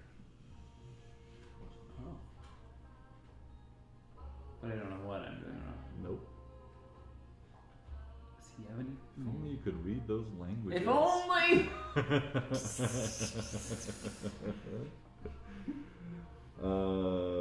Great. After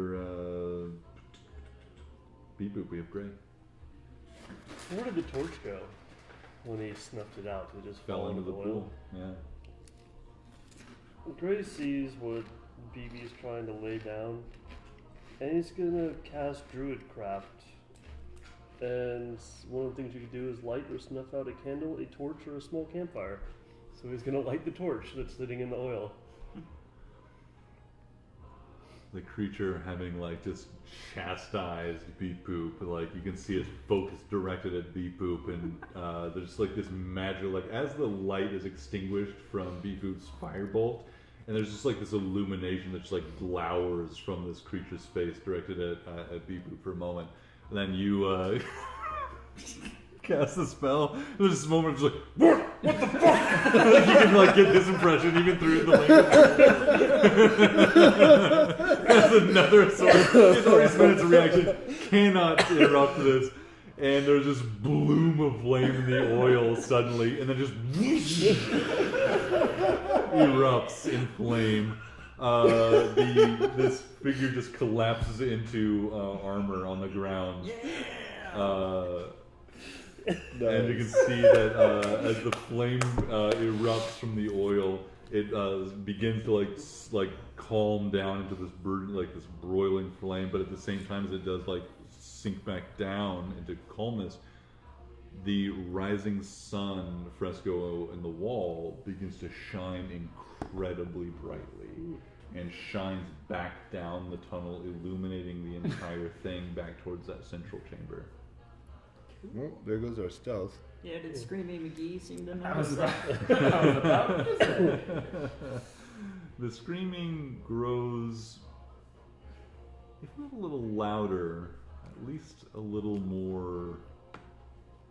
Honestly, there is a sense of slight maybe relief in the terror and the pain of the screaming.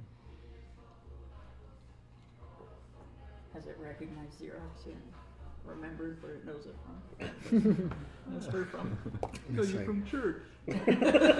Xylophone. Xavier. No, that's not it. Rosebud.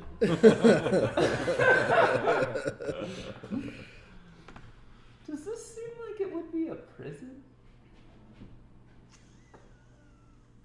It's a good question. Got that guy chained up in the middle. You can, as this creature falls to the ground or disapparates and its armor falls to the ground, its summoned companions and soldiers with just a cry that dissipates through the stone itself around you. It seems quiet here again for the moment, and you take a look around, and I would say Beep Boop, it's certainly odd to have guardians and locks outside instead of like inside of a place they were defending. It certainly seems like this could be, this thing that you just faced even as you misunderstood it or failed to understand it, and it couldn't communicate with you, seemed through its chastisement to you not frustrated that you were here, but just that you were going about things the wrong way. Maybe you should learn to speak common and tell us what the right way is. This here's the bone waste. Speak bone waste common here.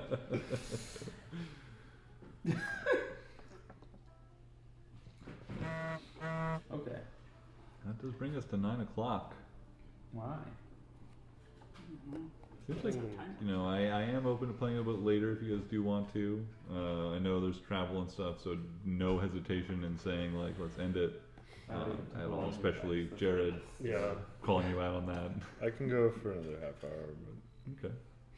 Do you have to work tomorrow? no, I don't have to work tomorrow. So let's drive home. So Yeah, it's- I know that drive is, yeah. yeah. Drive home to Beavertone. Yeah, there. Beep Boop, I think you do have this moment of insight that it doesn't seem like these things are necessarily here to keep you out of this place. But maybe keep something else in. Maybe. Beep Boop suddenly wants to talk to the ghost. The ghost is gone. Or the one in the, like, the Screamer? weird thing in the screaming one? The screamer. Screaming Mimi? Yeah. Yeah. He looks at Xerox. I have a bad feeling. Bad feeling. This doesn't seem right. Only we had a way to cast sending. Quilla's gotta be here, right? We just leave her. She was like, I have so many people to give business cards to. You guys go without me. Damn it! Today's a networking day. You guys are without me. Yeah. Econ round. Okay, got to speak to animals. We got to find an animal. Send the animal to her with the message. I'm gonna go take a quick leak. Let me know what you guys are gonna do next. Beep Boop is gonna take a tracing of the words that are on the fucking stone steps. It's a good idea. So None should of we us go can- fight the screaming thing, or should we try and sneak past it again? But it seemed relieved. Maybe it's not. Maybe it's not gonna attack us. Yeah, but that's the thing I'm scared of. I want to know what it is, if it's relieved, because I don't want to let out a caged monster.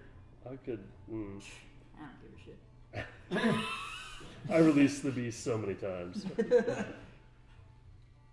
I've never resolved a fight with a cantrip before. That was awesome. That's pretty great. That was pretty good. It's like chastising Beep Boop in a foreign language for sure.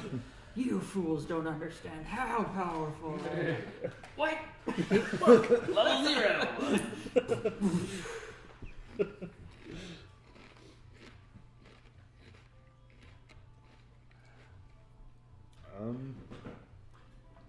We should try to explore the middle of the room, I think. Or we could try and sneak past it again if we cast past that trace. We want to try to get through the side and replicate our. It's probably not been an hour yet. But Still I good. casted a spell, so Oh, we yeah. apply concentration. Any Concentration. Yeah. The bug spell costs concentration. Oh. That's why Mark wanted you to cast. What?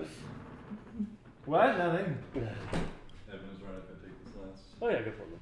can ledge. Yeah, I'm not gonna drink that and drive home in half an hour. No, you can take it for the drive home. Yeah. You just put it as you go. I'm always amazed when I see cans on the side of the road or bottles. And I'm like, that's just why. Wild. My friend's dad could drink a beer and throw the can out the back and into the back of his truck. Classic. It's a bad idea. You been drinking tonight? No, sir. Just got a bed full of beer cans. These are all I picked up on the side of the road. I'm a good Samaritan. Just collecting recycling. People seem to really like the same kind of brand of beer. Coors is real popular. Everybody's on the high life these days. The Miller High Life. Champagne and beers. I feel that whenever I'm like dropping off cans to like the bottle drop, my car just reeks of beer for like the drive there and back. Yeah. I'm gonna get pulled over someday. The cops are like, "Oh, you're wasted." It's like, no, Just a penny pincher. I swear. I'm just bad at rinsing these out. Or dime pincher, I guess in these days. Yeah, like same thing. Same for me. Like I drop off some cans every once in a while. It's just like, oh god. By the time you get there, it just like reeks. Mm-hmm. Yeah. Especially if it's at all warm. Yeah, Yes. weeks old. Like I swear I washed these out. Harley's rinsed them. Good lord. So what's next? You guys, this set of armor collapses. The pyre or pool here is lit, and the fresco here is shining a bright, brilliant light back into the chamber from you came. Probably be kind of hard to sneak past that. Yeah. Yeah. I'm gonna take an etching of the words on the stairs real quick before we go anywhere. Keep a lookout while they're doing an etching. Quick. We're definitely keeping an eye on this thing. The armor and weapons seem to be entirely inert in these moments. As these moments pass, Well, I'm at the screamer. The screamer. But yeah, you're able to take the etchings without any issue. The screamer. You notice now there's a strange change in pitch and tone of the screams as it's winding its way around the chamber. As it gets closer towards you and hits this light, this screaming lessens. Becomes less tormented, and then screeches again into this horrific That was pain. like a police siren. And it is this. Yeah, it is worse. It is worse now. Absolutely worse now. Yeah.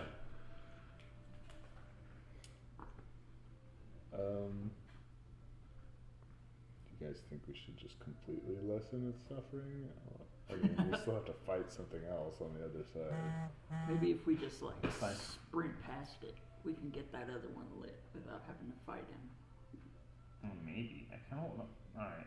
I'm Well, gonna like- look around the main chamber as much as I can while we pass through it. You guys can all give me a stealth check with disadvantage as you walk through this chamber again to the other side. And no bonuses. Those of you with disadvantage, keep on rolling. You're already there. Ooh! Disadvantage. No double disadvantage or anything. 13. 16. I rolled poorly. Oh, 17. again. We got a 13, a 17, A 31. a 31. That's without the plus 10. Yep. Jeez. I rolled a 16 and a 20. Wow. I got a 13, a 17, a 31, 16. 16.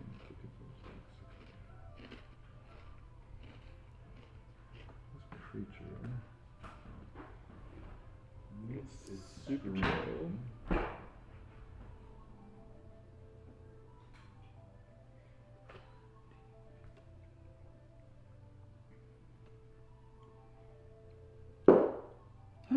Oops. And I did that. I always do that. I love the sound it makes, and then sometimes wait, I needed that. I It's did dramatic. read it. I just wanted to make the sound. I forgot I to know. read I just wanted to make the sound. It's like when you check the time on your phone, and then put it away and instantly can't remember. Yeah. What Wait, time what is time it? is that? it. Go look at the time on your phone, check your messages, check Reddit. You guys begin trying to sneak your way across the central chamber to the alternate passageway. Sneaking my way across. Noose, no longer invisible, but still incredibly stealthy. You lead the way and are a shadow amongst the darkness. The rest of you follow up. Not nearly so stealthful. And Noose, you are in the opposite side tunnel again, which you had already scouted. by the time you realize that the screaming has changed its intonation again, not from the new pattern of like softening and worsening it over and over again as it cycles, but it has stopped. And Xerox, it is staring at you with its cold black eyes, its mouth agape, a chorus of tormented screams emanating from it in your direction. It has seen you, and this time that perception has broken through whatever torment it is experiencing into its consciousness. It charges you. Before you get too far, can I ask where the lock? Could I notice anything about the locks when we passed through? You, between the two times you've like crossed this chamber, have had all the time you needed to look at those. So give me a perception check with advantage. I wanted to see if they changed after we did the. Oh, I see. Yeah. Yeah, give me that same perception check with advantage. Gotcha.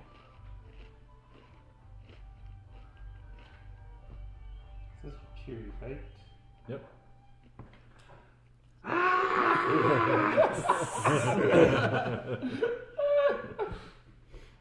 So that's a 29.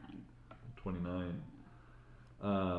You can see that the locks on its bindings, you can see that like rust almost like burning away from them, and while before they were illuminating like just a little bit of light, are now just like glowing more brightly and cleanly. While before you were like, I could break those if I had to, now you're like, I could actually pick those if I had to. So the locks are getting stronger. Not stronger per se, but more like cleaner or like purified or like whatever the fuck this thing is. It's yeah, like before it was just like, this is so corrupted, and whatever this was originally meant to be or bind, it's just like it's a clusterfuck. But now with that like purifying light, it seems like those things are much more manageable and like what they were meant to do in the first place, not necessarily more difficult. But like for you specifically with like lockpicking in mind, before they would be not pickable because they were just so Smashable. yeah, just so far beyond use. But now they're returning to like function.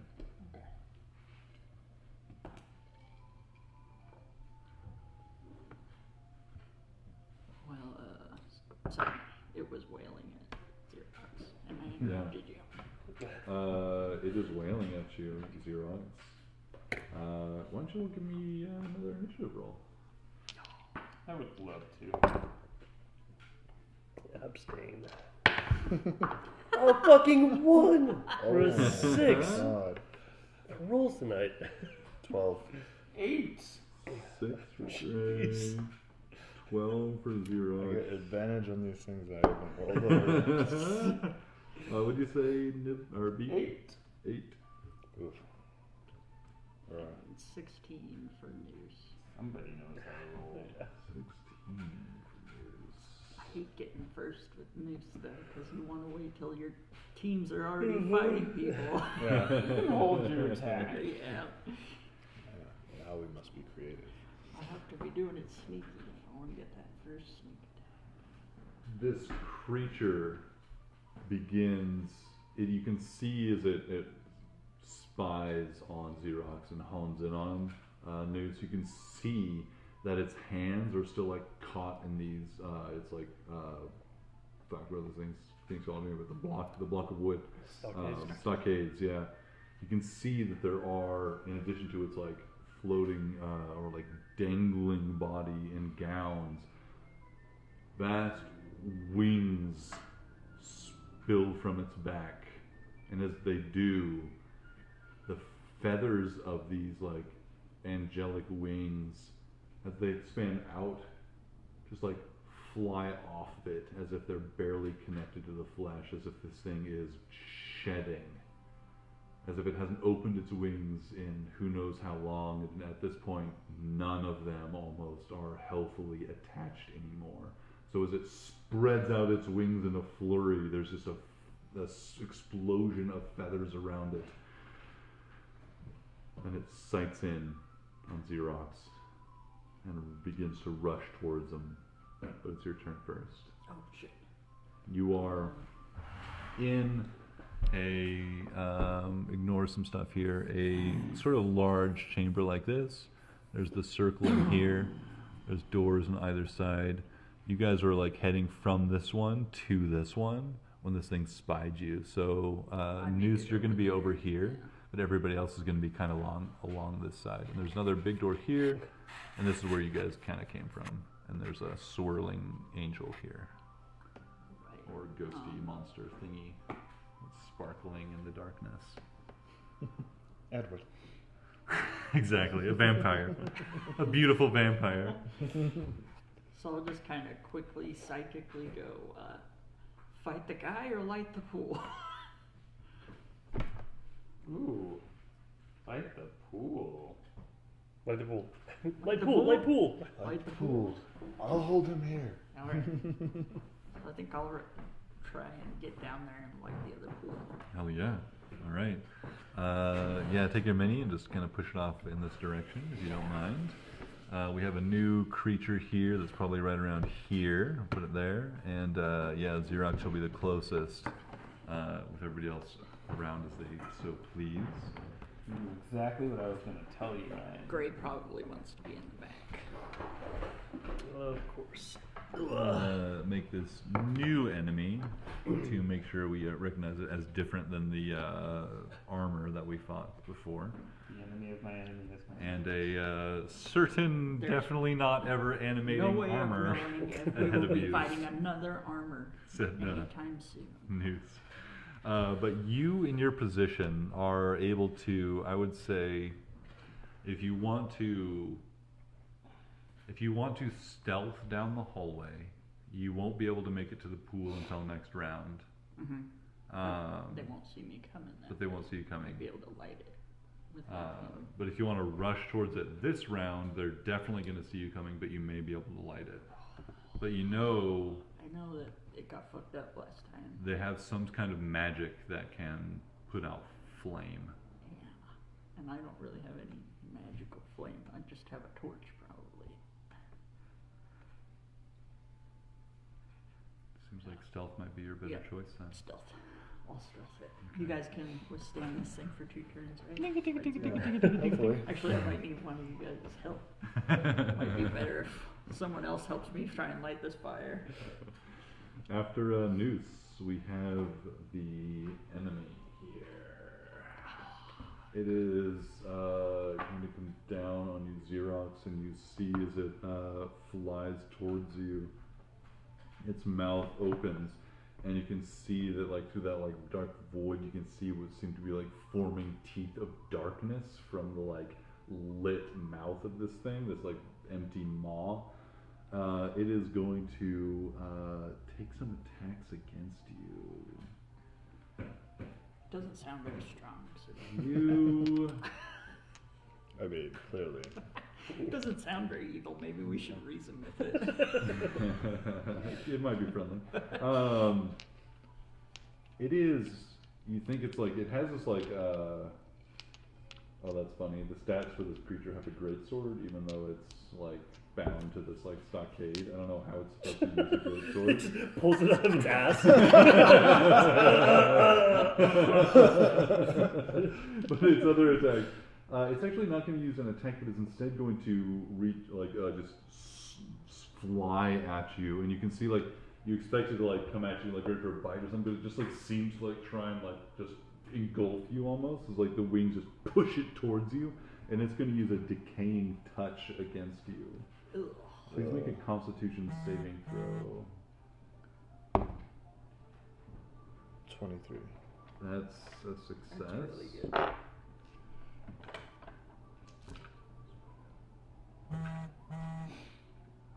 You just bathe in it. You're gonna make. You're gonna take 17 necrotic damage, halved because you saved. Okay.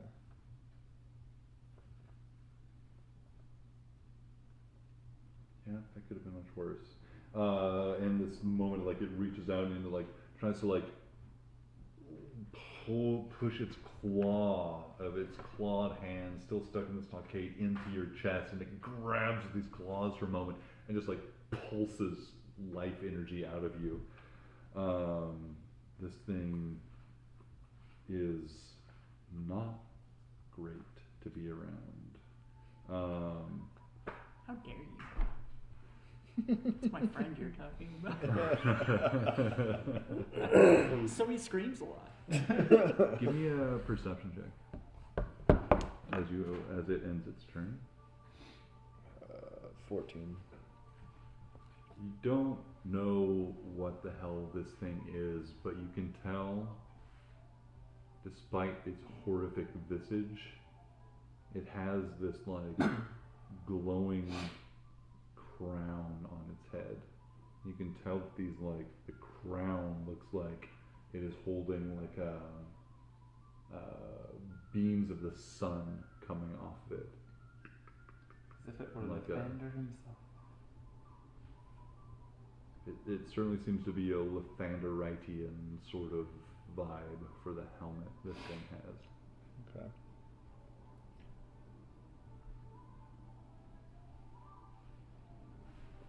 After that, it's your turn. Alright. Xerox, noticing this, is still going to fly into a rage, As you do. as one does. Xerox hates. It's like, It's all she needs to see is the crown. she's going to shout to her companions, "One of you go with him. Sure. Quickly." I go, "Nurse, I mean nurse." And she's going to take a... She's going to take a swing, bring her shield up, and she's going to...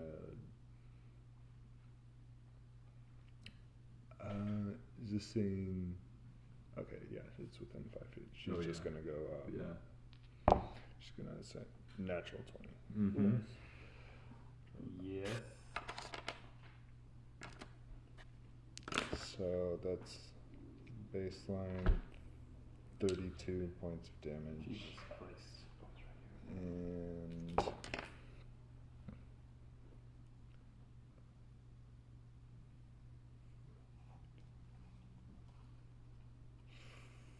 48 points of damage. 48 points of damage. Crushing damage, which will Is your hammer magical? It is magical. It is magical. A nasty girl. Very fine detail. I was just like, "Mark, can I get a hammer from this place? Because we were at the Forbidden Kingdom." It's a +1 hammer. The slight line that goes across the front of it. And Painted some flames on it. Go faster. No. Yeah, 48 damage slams into this creature. You can tell, like, there's a moment where, like, the more, like, ethereal edges of where this thing's physical form and wings are, the hammer just slides through and then just hits something solid. The creature just, like, slams down with the impact of the hammer. Is that your first attack? my first attack. And I have the Crusher Feet. Can move it away 5 feet. And with And the critical hit, attack rolls against creature are made with advantage until the start of my next turn. Wow. Nice. For everybody. Yeah, Critical for everybody. criticals. And then I'm going to step in and do a shoving attack. Oh, I just hit it. I can try to... no, I used my bonus action, so I'm going to step in and do a shoving attack. Okay. With advantage. Opposed. Slipping attack would be opposed to athletics. Yeah, I got a 22. I got that 16. Okay. And I'm gonna expend a charge of my shield to send this thing straight down at the ground. Nice. So that's 15 feet straight down, all told. It slams into the ground. There's a moment where you fought some ghosts and other apparitions and stuff. This thing has a more physical form than a ghost. Unlike even like the armored spirits that you fought in the side chamber, this thing seems to have not a physical flesh and blood form, but at least like a physical form responsive to the bludgeoning blows of your hammer and also the apparent space of the floor. Like a ghost you've seen just slip right through, this hits the floor and slams against it. She's going to fly 40 feet straight up, and I know that Roof is 30 feet tall. roof is, she's going to fly up as close to the ceiling as possible, and she's going to end her turn there. She starts falling back down towards this People's elbow. Hell yeah. So you're on. It just slams this thing into the ground. It is going to take a reaction as you move out of its space to try and hit you with its regular attack. And it rolled a natural 2, so that's going to miss and just like fly up after you slam it, and with the same force of movement, you just like jump up into the air and fly up 30 feet and begin the painful fall down again. Anything else in your turn? I'll end my turn in the air. Yeah. All right. Fantastic. Beep Boop. Beep Boop's first object is to grab out that piece of yarn that he had in his hand, and Mumber, yet to be named, I think, will swoop down, grab it, and like shoot down the tunnel after Noose. Mm-hmm.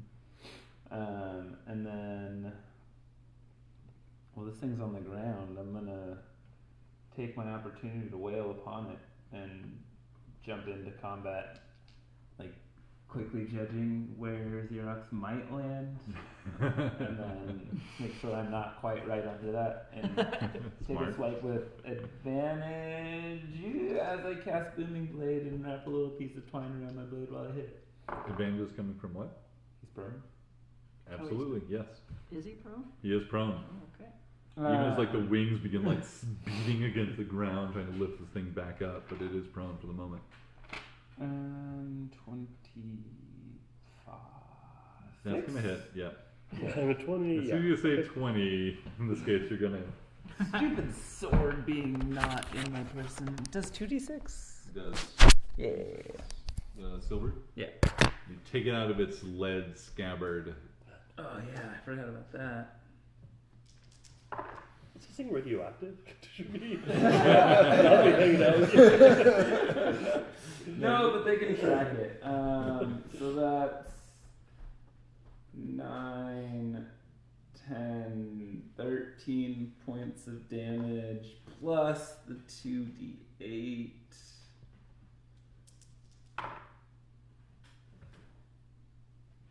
5. What did I say the first time? 13 plus 5. 18 points of damage, and it sheathes in invisible sound barriers.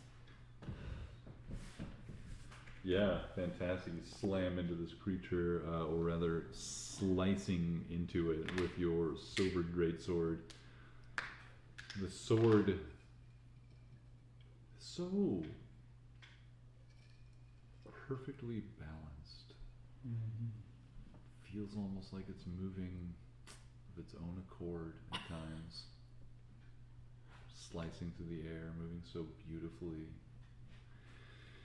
Cutting into this creature does some damage. Anything Sure else, loves Beep Boop? slicing. It's a slicey dicey. Boy, I sure love killing. And I think as a bonus action, I will let my flying creature use dash, so it'll move 60 feet towards pool? Mm-hmm. Yeah, that can make it to the pool. I can. For sure, yeah. Cool. Yeah, it flies straight past Noose, who is not invisible but is stealthing through the darkness, and reaches the pool without disturbing the creature, the armor. Dope. Gray. Stay fight, go pool. Help me with the pool. Okay.